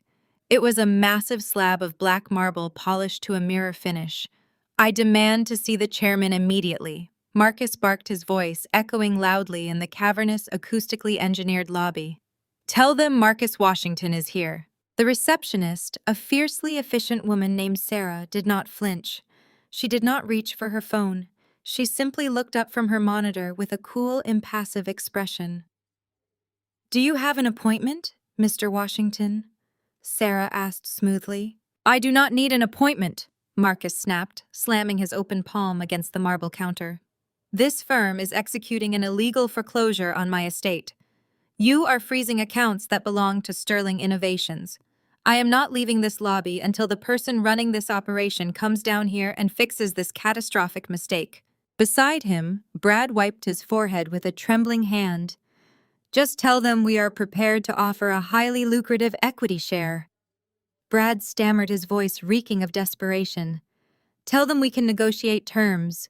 We just need the freeze lifted for 48 hours. Sarah offered a polite, deeply unbothered smile. "I am sorry, gentlemen. The CEO is currently leading an executive board meeting. You are welcome to take a seat in the waiting area, but she will not be disturbed." Marcus's face contorted with fury. He took a threatening step forward, fully intending to bypass the desk and storm the secure elevators. But before he could move, two heavily armed security contractors stepped out from the shadows, blocking his path with their massive frames. They did not say a word, but the message was universally clear. "Take another step and you will leave the building in handcuffs." Marcus stopped dead in his tracks, his chest heaving with impotent rage. He turned his head, his eyes scanning the expansive ground floor, looking for anyone he could intimidate. That was when he saw it. The ground floor of the Apex Capital building was designed with radical transparency. The central executive boardroom was entirely enclosed in floor-to-ceiling soundproof glass, elevated slightly above the main lobby floor. It was a modern coliseum built so the entire firm could witness the mechanics of high-level power. Marcus grabbed Brad's arm and pointed toward the glass. Inside the boardroom, the atmosphere was electric with focused intensity. 12 of the most ruthless corporate litigators, forensic accountants, and senior banking executives in the Southeast were gathered around a massive obsidian conference table.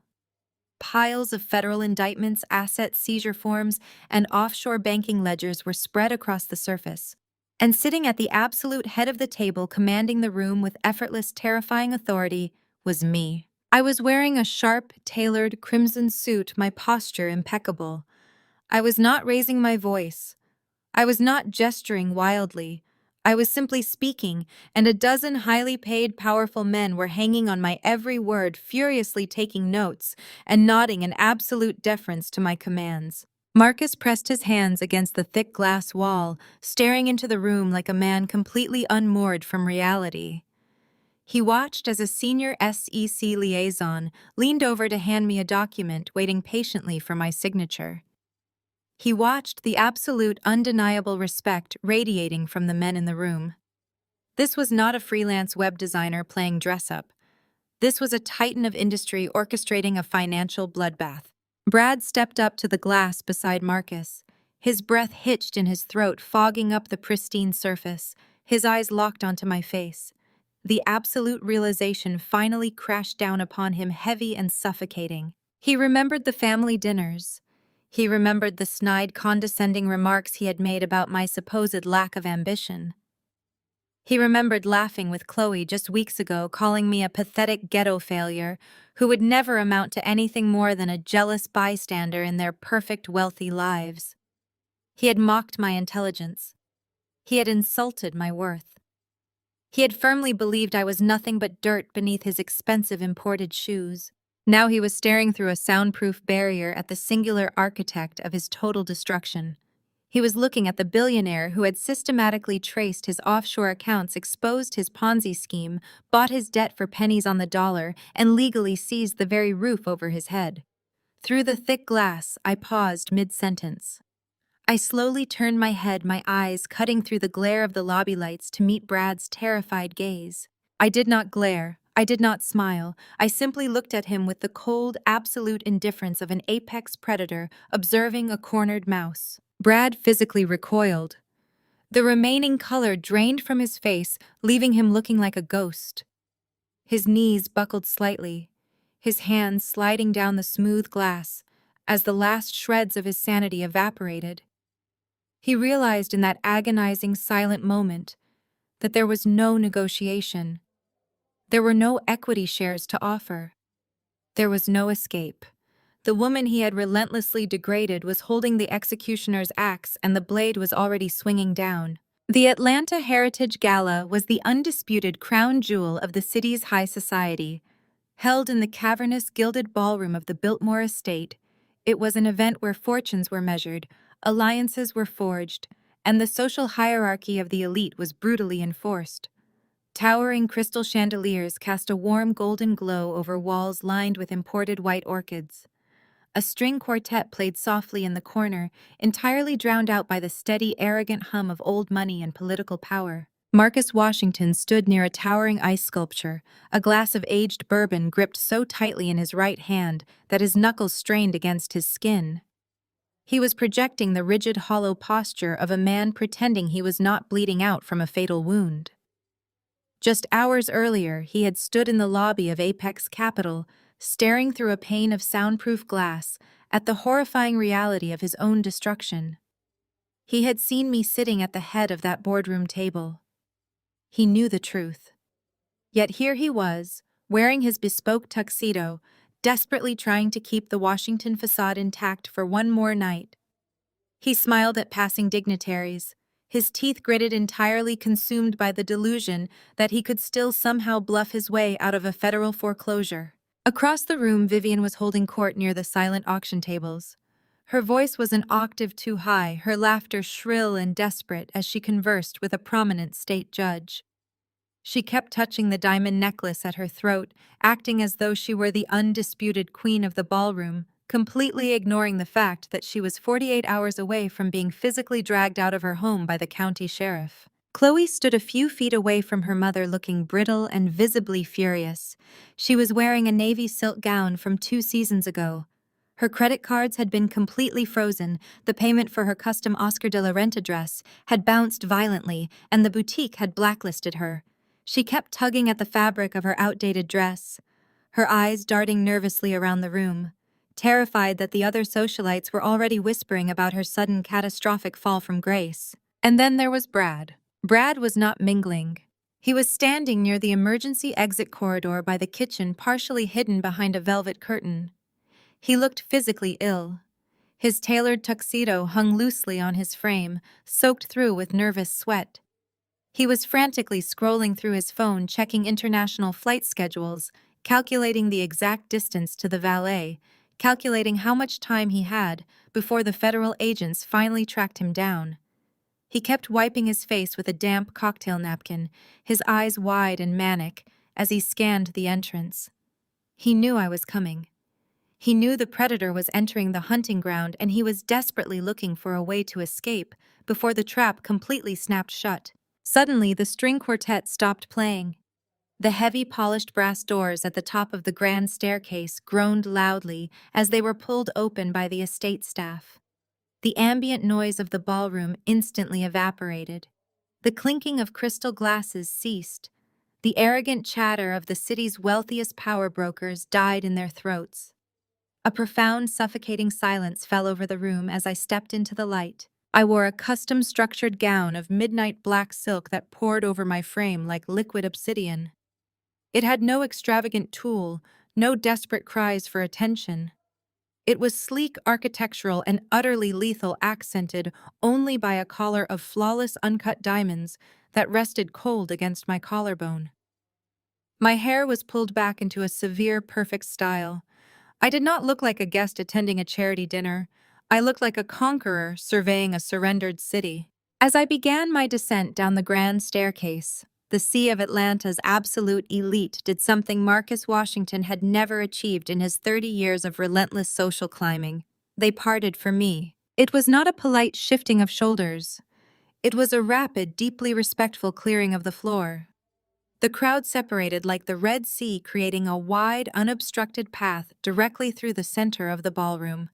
State senators, venture capitalists, and real estate tycoons stepped aside, lowering their heads in unified reverence. "Good evening, Ms. Washington," the CEO of the largest regional bank murmured, bowing his head slightly as I glided past him. "An absolute honor, ma'am," a prominent federal judge added, stepping back to give me a wider berth. I did not stop to make small talk.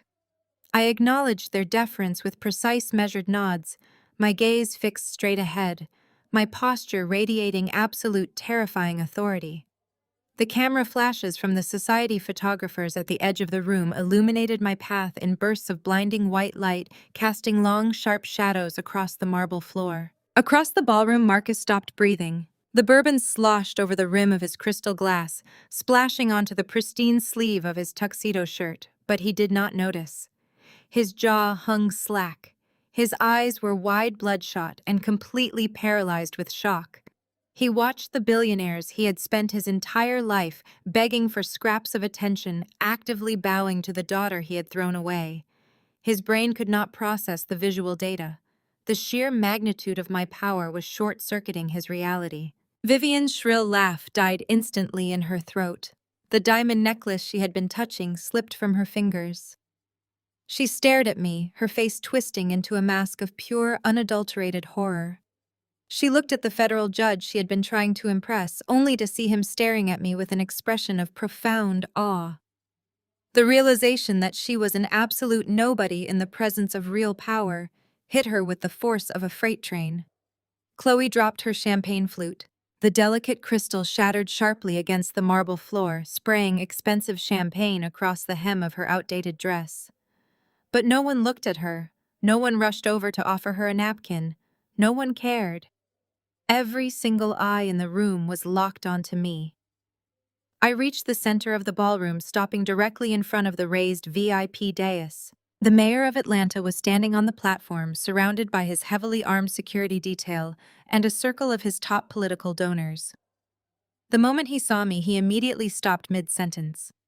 He handed his microphone to an aide without looking at them. The mayor descended the 3 steps from the platform with hurried, eager steps. He walked straight toward me, ignoring the prominent donors he had just been speaking with. He extended both of his hands, taking my right hand with a gesture of profound, undeniable respect. "Ms. Washington," the mayor said, his voice booming clearly into the absolute silence of the room. "We had no idea you would be attending in person. We are deeply, deeply honored by your presence tonight." He stepped back, turning slightly so the entire ballroom could hear him. "The city of Atlanta owes you a tremendous debt of gratitude." The mayor continued, his tone practically dripping with reverence. "Your foundation's anonymous donation this morning was the largest single philanthropic contribution in the history of this gala. You have single-handedly funded our urban development initiative for the next decade. Thank you." A wave of loud, genuine applause erupted through the ballroom. The elite guests began clapping their faces, turned toward me with admiration and intense curiosity. I offered the mayor a cool, razor-sharp smile. "It is my pleasure, Mr. Mayor," I replied, my voice echoing clearly over the applause. "I have always believed in cleaning up the city, especially removing the toxic elements that hold it back." I slowly turned my head, my eyes cutting through the crowd like a sniper's laser. I looked past the clapping politicians. I looked past the fawning executives. My gaze locked directly onto Marcus Washington. He was standing completely frozen, looking like a man who had just been sentenced to the electric chair. His aristocratic facade was entirely gone, replaced by the hollow, empty stare of a man who realized he was totally, inescapably destroyed. I held his gaze for 3 agonizing seconds, letting him drown in the absolute reality of his failure, before turning my eyes toward the kitchen corridor. Brad was no longer hiding behind the velvet curtain. He was sprinting down the back hallway, shoving a waiter out of his way, running for his life into the dark Atlanta night. But he did not make it to the exit. I adjusted my grip on the microphone the mayor had so graciously abandoned. The heavy metallic weight of it felt perfect in my hand. I lifted it to my lips, my eyes never leaving the fleeing figure in the distance. "Excuse me, ladies and gentlemen," I said, my voice projecting through the towering surround sound speakers and echoing off the vaulted gold-leaf ceilings of the Biltmore Ballroom. The sheer volume and absolute authority of my tone instantly commanded the attention of every single person in the room. Before we continue with tonight's philanthropic festivities, there is a very special guest I need to acknowledge. I pointed directly toward the shadowed archway of the service corridor. The estate's lighting director, fully briefed by my advanced security team earlier that afternoon, immediately hit a switch on the main control board. A blinding, high-intensity spotlight cut through the dimness of the corridor, pinning Brad against the heavy velvet exit curtains like a moth caught in a high beam. "Brad Sterling," I announced, my voice ringing with lethal honeyed precision. "Please do not leave so soon. The night is entirely dedicated to your remarkable achievements." Brad froze. He raised a trembling hand to shield his eyes from the harsh glare of the spotlight. He looked wildly around the corridor, but 2 of my private security contractors had already stepped out from the kitchen double doors, silently blocking his only avenue of escape. He was completely trapped. The elite crowd turned as one, their collective gaze shifting from me to the sweating, disheveled man pinned against the wall. A low murmur of confusion rippled through the sea of tuxedos and designer gowns. "Many of you in this room are intimately familiar with Mr. Sterling," I continued, pacing slowly across the raised VIP dais. "You have attended his lavish dinners. You have listened to his brilliant pitches. You have invested your family fortunes into his visionary tech startup, Sterling Innovations. You believed in his proprietary algorithms. You trusted his exponential revenue projections." I paused, letting the silence stretch just long enough to make the venture capitalists in the room shift uncomfortably in their expensive shoes. "I thought it was only fitting that we use this prestigious gathering to fully showcase the true depth of Brad's financial genius," I said, offering a cold, razor-sharp smile. "Let us give credit exactly where credit is due." I gestured toward the far wall of the ballroom. The 3 massive digital projection screens, originally intended to display heartwarming charity montages for the evening's auction, suddenly flickered. The charity logos vanished. In their place, high-resolution images of highly classified financial documents illuminated the ballroom. Gasps echoed through the crowd as the elite guests stared up at the screens. The center display showed a complex color-coded flowchart tracing millions of dollars flowing out of Sterling Innovations' primary operating accounts directly into a web of unregistered offshore shell companies in the Cayman Islands.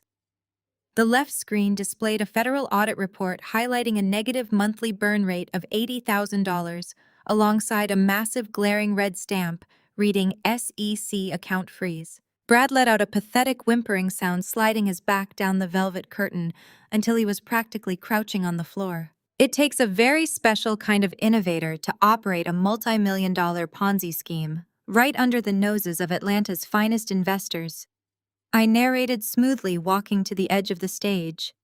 "Taking fresh capital from new investors to pay off the dividends of the old. Draining corporate accounts to fund luxury vehicles, offshore stashes, and bespoke suits. It is truly a masterclass in modern fraud." The murmurs in the ballroom erupted into outraged shouts. Several prominent investors who had backed Brad's company surged forward, their faces twisted in fury, shouting for security, demanding answers. But I was not finished. However, running a fraudulent startup was not Brad's greatest accomplishment. I continued, raising my voice to cut through the rising chaos. His true masterpiece was his real estate maneuvering. The image on the center screen changed. A collective breath was drawn as the title of the document became clear to the hundreds of guests. It was the official notarized deed to the Washington family estate in Buckhead. Next to it appeared a cross-collateralized margin agreement and a sweeping power of attorney document. Marcus Washington stood paralyzed near the ice sculpture.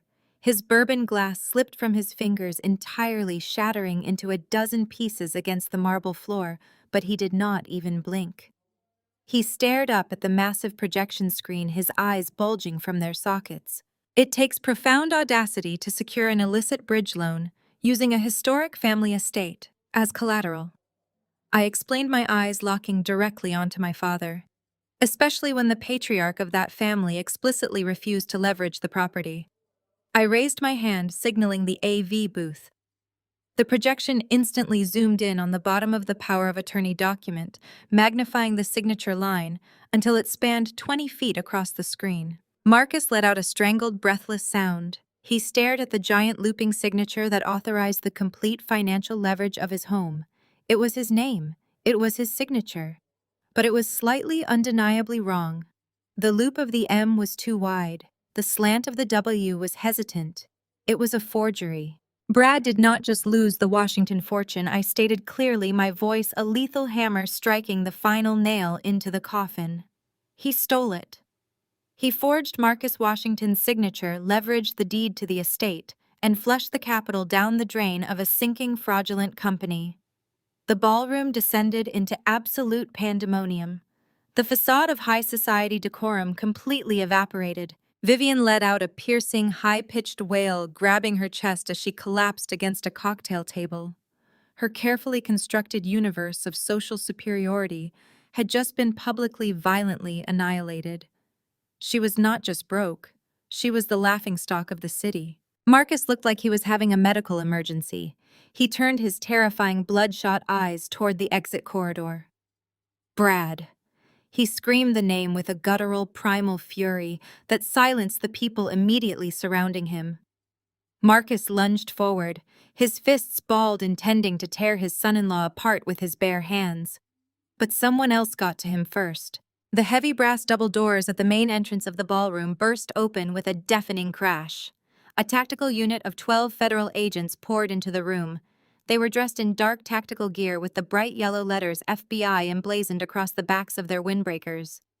Federal agents, nobody move. The lead agent barked, his voice carrying the unmistakable weight of federal authority. The elite crowd scrambled backward, parting wildly to create a wide path as the agents marched with aggressive, coordinated precision directly across the ballroom floor.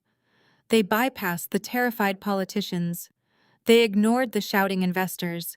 They marched straight toward the service corridor. Brad scrambled to his feet.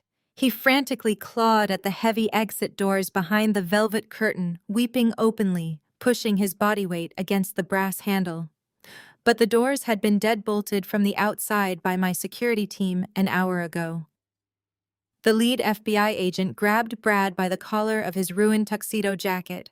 He spun the weeping man around with brutal efficiency and slammed him hard against the nearest marble pillar. "Bradley Sterling," the agent stated loudly, pulling a pair of heavy steel handcuffs from his tactical belt. "You are under arrest for federal wire fraud, money laundering, and the forgery of legal financial documents." Brad sobbed, his knees giving out completely as the agent wrenched his arms behind his back.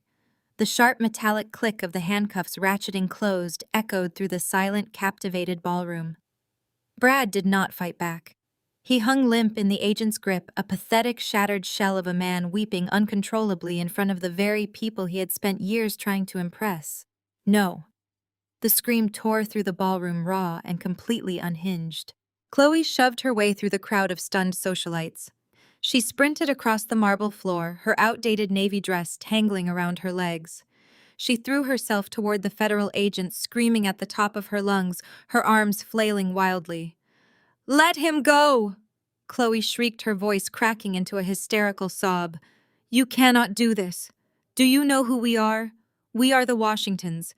You are making a mistake." An agent stepped in her path, holding a firm hand up to block her advance. "Ma'am, step back," he ordered sternly. Chloe completely lost her mind. The reality of her total destruction shattered the fragile, arrogant delusion she had lived in for her entire life. She collapsed onto the floor, mere feet from where her husband was being read his Miranda rights. She began to wail, clawing at her own hair. Thick black tracks of expensive mascara ran in heavy streams down her cheeks, mixing with her tears and ruining her flawless makeup. Her face was contorted into an ugly, blotchy mask of pure despair. The golden child, the perfect superior daughter who had spent her entire existence looking down on me, was now sobbing on the floor of a ballroom, publicly humiliated, financially ruined, and married to a handcuffed felon. I stood perfectly still at the podium looking down at the wreckage of the Washington family. I did not feel pity. I did not feel guilt. I felt the profound, absolute clarity of total victory. The debt was collected. The game was officially over. The heavy brass doors swung shut with a resounding thud, cutting off Chloe's hysterical shrieks. The flashing red and blue lights of the federal vehicles outside pulsed through the sheer window treatments, casting chaotic shadows across the gilded walls of the ballroom. Inside, the silence was absolute. It was a thick, suffocating quiet, broken only by the ragged, uneven breathing of the city's most powerful figures. The black elite of Atlanta, a society built on flawless reputations and impenetrable wealth, stood completely paralyzed. They were watching a dynasty burn to the ground in real time. And then the paralysis broke. Not with a whisper, but with a violent, desperate surge of movement. Marcus Washington snapped. The psychological shock of seeing his hand-picked successor hauled away in handcuffs mutated instantly into blind, irrational rage. His legacy, his spotless name, his entire arrogant universe had just been publicly obliterated. In his mind, there was only one target left to absorb his fury. He charged the VIP dais. His face was a dark, dangerous purple, the veins in his neck bulging aggressively against his crisp silk collar. He did not care about the mayor standing mere feet away. He did not care about the federal judges, the senators, or the venture capitalists watching his complete meltdown. He marched up the 3 carpeted steps with heavy, thundering strides, reaching out with a large, shaking hand. He intended to rip the microphone directly from my grip. He wanted to silence me. He wanted to physically force me back into the obedient, invisible box I had occupied for my entire life. "What the hell are you doing to this family?" Marcus roared, his voice tearing through the silent ballroom like a chainsaw. 2 of my armed security contractors immediately lunged forward from the wings of the stage, their hands reaching for the tactical batons at their belts. But I did not flinch. I did not step back. I raised my free hand in a sharp, commanding gesture that stopped my guards dead in their tracks. I did not want him removed. I wanted him right here, standing exactly where he was exposed and raw under the harsh glare of the stage lights. I adjusted my grip on the microphone and stepped directly into his path, forcing him to halt his advance. "Family." I projected my voice, letting the word drip with absolute freezing contempt. The sound reverberated through the massive surround sound speakers, striking him like a physical blow. "Are you really going to stand on this stage in front of the entire city and invoke the word family?" Marcus breathed heavily, his fists clenched rigidly at his sides. He looked wild, like a cornered animal. "You planned this," he spat, his voice trembling with a mixture of hatred and terror. "You orchestrated this entire public humiliation just to destroy the Washington name. You are a disgrace." "There is no Washington name left to destroy, Marcus," I stated clearly, dropping the title of father permanently. "You did that yourself, the moment you handed the keys to your empire to a con artist just because he looked the part. You ignored every red flag because he fed your massive ego. But let us talk about this family you claim to protect. Let us talk about the magnificent facade you have been desperately clinging to." I turned my gaze away from him, sweeping my eyes across the sea of stunned faces in the audience, before bringing my attention back to the ruined man in front of me. "Do you know what it actually takes to maintain this grand illusion?" I asked, my voice echoing off the vaulted ceilings. Do you know who actually underwrote the credit lines that kept this charade alive? Marcus stared at me, his brow furrowing as confusion began to bleed through his rage. What are you talking about? My accounts are handled by elite private wealth managers. I built this estate. Your accounts have been running on fumes for 6 years, I interrupted, my voice cutting through his lies with surgical precision. Your original mortgage lender dropped your portfolio. Your commercial credit accounts were flagged for high-risk insolvency over half a decade ago. You were financially bleeding out long before Brad Sterling ever walked through your front door. I took a slow, deliberate step closer. I lowered my voice just a fraction, but ensured the microphone picked up every single syllable. You thought you were surviving on old money and clever investments, I said smoothly. You were surviving because Apex Capital quietly purchased your toxic debt through a network of dummy corporations. For 6 years, the luxury cars you drive, the imported caviar you serve at your ridiculous dinner parties, the very designer dress Vivian is wearing tonight. All of it was paid for by the money of the daughter you slapped across the face and called a pathetic failure. A synchronized gasp rippled through the ballroom. Vivian, who was still slumped heavily against a cocktail table near the silent auction display, let out a strangled, breathless sob. She covered her mouth with both hands, her eyes wide with unadulterated horror. The realization hit her with devastating force. Every time she had bragged to her country club friends, every time she had looked down her nose at me for not measuring up to Chloe, she had been funding her arrogant lifestyle directly from my pocket. She was not a queen, she was a charity case. Marcus physically recoiled as if he had been shoved. He shook his head frantically, his aristocratic poise crumbling into pathetic denial. You are lying, he stammered, his booming patriarch voice reduced to a harsh whisper. I managed those accounts. I am the head of this family. You managed nothing but your own towering arrogance. I snapped, my tone radiating absolute authority. You pushed me out because I did not fit your perfect shallow country club aesthetic. You looked me in the eye and told me I was useless. You called me a disappointment. You chose a polished, empty fraud over your own blood because you cared more about the reflection in the mirror than the actual truth. I reached into the inner pocket of my tailored suit jacket. The entire ballroom held its collective breath, the tension so thick it felt like the air had been pulled from the room. My fingers closed around a thick, folded document printed on heavy, watermarked legal paper. You wanted to know what I was doing with my life while you were throwing me away like garbage, I said, my voice dropping into a deadly chilling register. I was not failing Marcus. I was building an empire.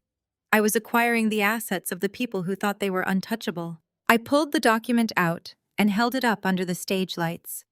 It was the original master deed to the Buckhead estate, stamped with the glaring red seal of absolute foreclosure, completely transferred and legally bound to Apex Capital. I looked at the man who had spent 3 decades making me feel like an insignificant speck of dirt. I looked at his trembling hands, his ruined pride, the absolute paralyzing terror swimming in his eyes as he finally understood the true, inescapable scale of his defeat. He had nothing left. No money, no status, no leverage, just the crushing weight of his own monumental mistakes. Happy Heritage Gala Marcus, I said. I tossed the heavy document. It hit him squarely in the chest, forcing him to flinch before it fluttered down to the stage floor, landing right at the tips of his expensive leather shoes. The paper rested there, a brilliant white flag of total surrender. The legal ownership of the Washington mansion, the ultimate symbol of his power and his pride, now resting securely in the dirt at his feet. Marcus did not reach down to pick up the document. He could not. To bend over and retrieve that piece of paper would be a physical submission, an acknowledgement in front of the entire Atlanta elite that he had been entirely conquered. Instead, he simply stared at it, his chest rising and falling in shallow, erratic jerks. The man who had spent his entire life dominating boardrooms, intimidating rivals, and ruling his family with an iron fist was completely paralyzed by a single sheet of watermarked paper. I looked down at him from the elevated dais, feeling no anger, no sorrow, and absolutely no hesitation. The microphone was still in my hand, and the silence in the ballroom was so absolute that I could hear the faint, frantic beeping of a police radio from the lobby outside. Effective, as of this very second, I announced, my voice cutting through the heavy, stagnant air like a blade. I am officially invoking the asset recovery protocols outlined in your defaulted margin agreements. Apex Capital is legally seizing all properties, vehicles, and capital associated with the Washington estate. Vivian let out a strangled, pathetic gasp, but I did not stop. I did not break eye contact with Marcus. Marcus, Vivian, I said, projecting my voice, so every senator, every judge, and every billionaire in the room heard the terms of their ruin. You have exactly 24 hours to vacate my house. You will surrender the keys to the estate, the access codes to the gates, and the titles to the vehicles currently parked in the driveway. You are permitted to take only your personal clothing and whatever small effects you can physically carry in your own hands. Everything else, the art, the furniture, the imported fixtures you so proudly display to your country club friends, belongs to my firm. If you are still on the premises by this time tomorrow night, the Fulton County Sheriff's Department has already been authorized to physically drag you out to the curb. Nia, you cannot do this! Vivian shrieked, her voice cracking as she stumbled forward, her hands grasping wildly at the empty air. We are your parents. You cannot throw your own mother out onto the street. You are making a terrible mistake. I did not raise my voice, but the sheer coldness of my tone stopped her in her tracks. You threw me out onto the street 6 years ago, Vivian, I stated flatly. You stood exactly where you are standing now, wrapped in your expensive silk, and watched this man tell me I was worthless. You watched him erase me from this family because I dared to have a mind of my own. You did not shed a single tear for me then. Do not dare ask for my mercy now. I am simply reclaiming the assets you bought with my money. Marcus suddenly snapped out of his paralysis. The raw, unfiltered panic of losing his empire forced his survival instincts to kick in, but his instincts were hopelessly flawed. He still believed he was the most powerful man in the room. He turned away from me, his eyes wide and wild as he swept his gaze across the crowd of elite socialites. Are you all going to stand here and watch this? Marcus bellowed, spit flying from his lips as he frantically addressed the crowd. I am Marcus Washington. I built the infrastructure of this city. I sit on your charity boards. I fund your political campaigns. You know me. You know what I have done for Atlanta. He locked eyes with the mayor, who was standing quietly near the edge of the stage, flanked by his security detail. Arthur, Marcus pleaded, his voice dropping the commanding bass it usually carried, adopting a tone of desperate familiarity. Arthur, tell your police chief to call off his men. Tell them to stop this illegal seizure. You know this is a setup. You know Brad was framed. We can fix this. Just make the call. The mayor of Atlanta did not flinch. He looked at Marcus Washington not as a friend, not as a donor, but as a severe political liability. The mayor slowly reached up, adjusted his tie, and deliberately turned his back. Marcus gasped, stumbling backward as if he had been physically struck. He turned to the CEO of the regional bank, a man Marcus golfed with every single Sunday for the last decade. Richard, Marcus begged, pointing a trembling finger. Richard, you know my credit is good. Extend me a line. Just enough to cover the margin call.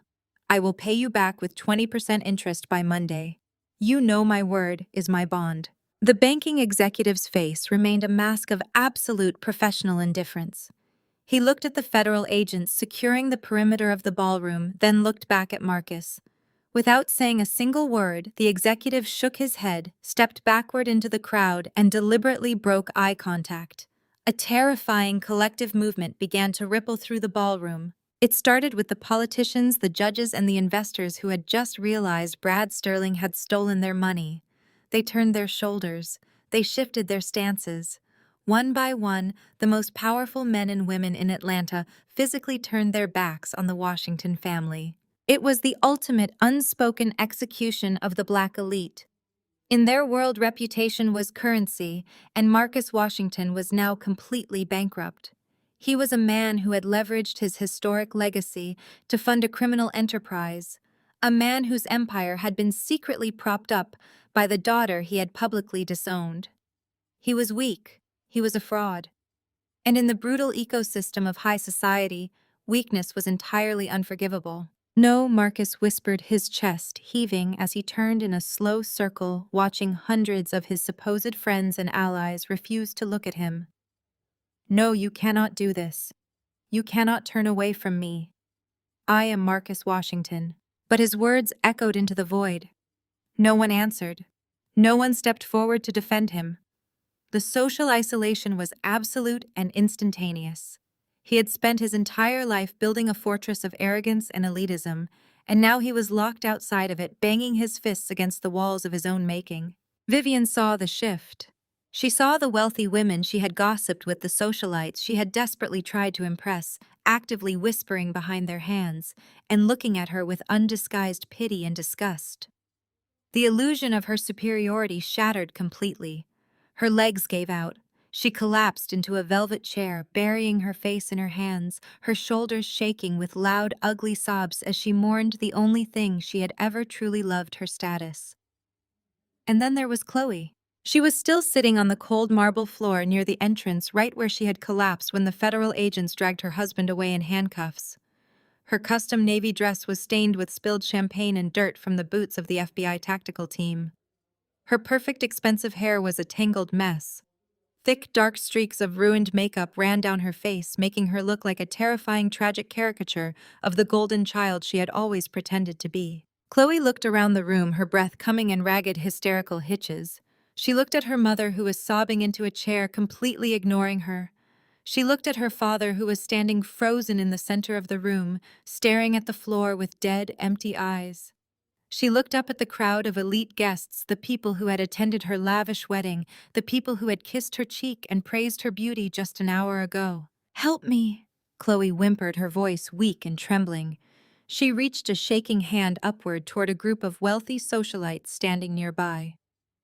"Please. My husband. They took Brad. Somebody help me up, please." The socialites looked down at her. They looked at her ruined dress, her tear-stained face, the absolute desperation radiating from her body. And then, with synchronized, chilling precision, they gathered their silk skirts, turned on their heels, and walked away. No one reached out to take her hand. No one offered her a napkin to wipe her face. No one even offered her a word of comfort. She was the wife of an arrested felon, the daughter of a ruined fraud, and a woman who had never shown an ounce of kindness to anyone who could not benefit her social standing. Now she had absolutely nothing left to offer, and the society she worshipped was discarding her without a second thought. Chloe let out a low, guttural wail, curling her body into a tight ball on the marble floor, completely alone in a room filled with hundreds of people. I stood on the stage watching the total, irreversible collapse of the people who had made it their life's mission to break me. I did not smile. I did not gloat. The profound emptiness of their destruction was punishment enough. They had traded their humanity for an illusion, and now they were left with nothing but the truth. I set the microphone down gently on the podium.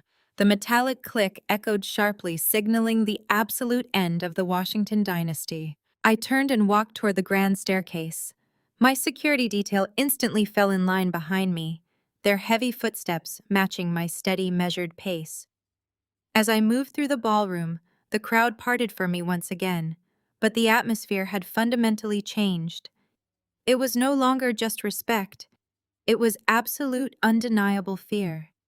They had just witnessed what happened to those who underestimated the chairman of Apex Capital. I walked out through the heavy brass doors, leaving Marcus staring at the foreclosure deed, Vivian weeping for her lost crown, and Chloe curled in the dirt, trapped in the ruins of the empire I had just burned to the ground. I stepped out of the heavy brass doors of the Biltmore Hotel and into the crisp, cool Atlanta night air.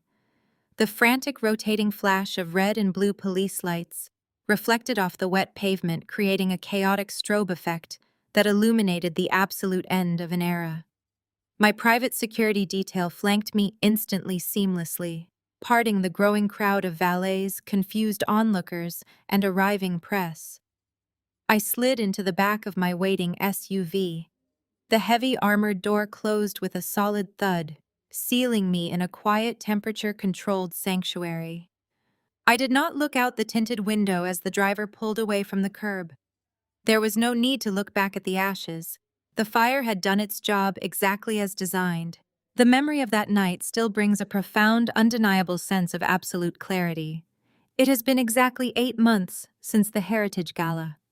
8 months since the Washington name was violently scrubbed from the high society registers and plastered across the front pages of federal indictments and public foreclosure listings.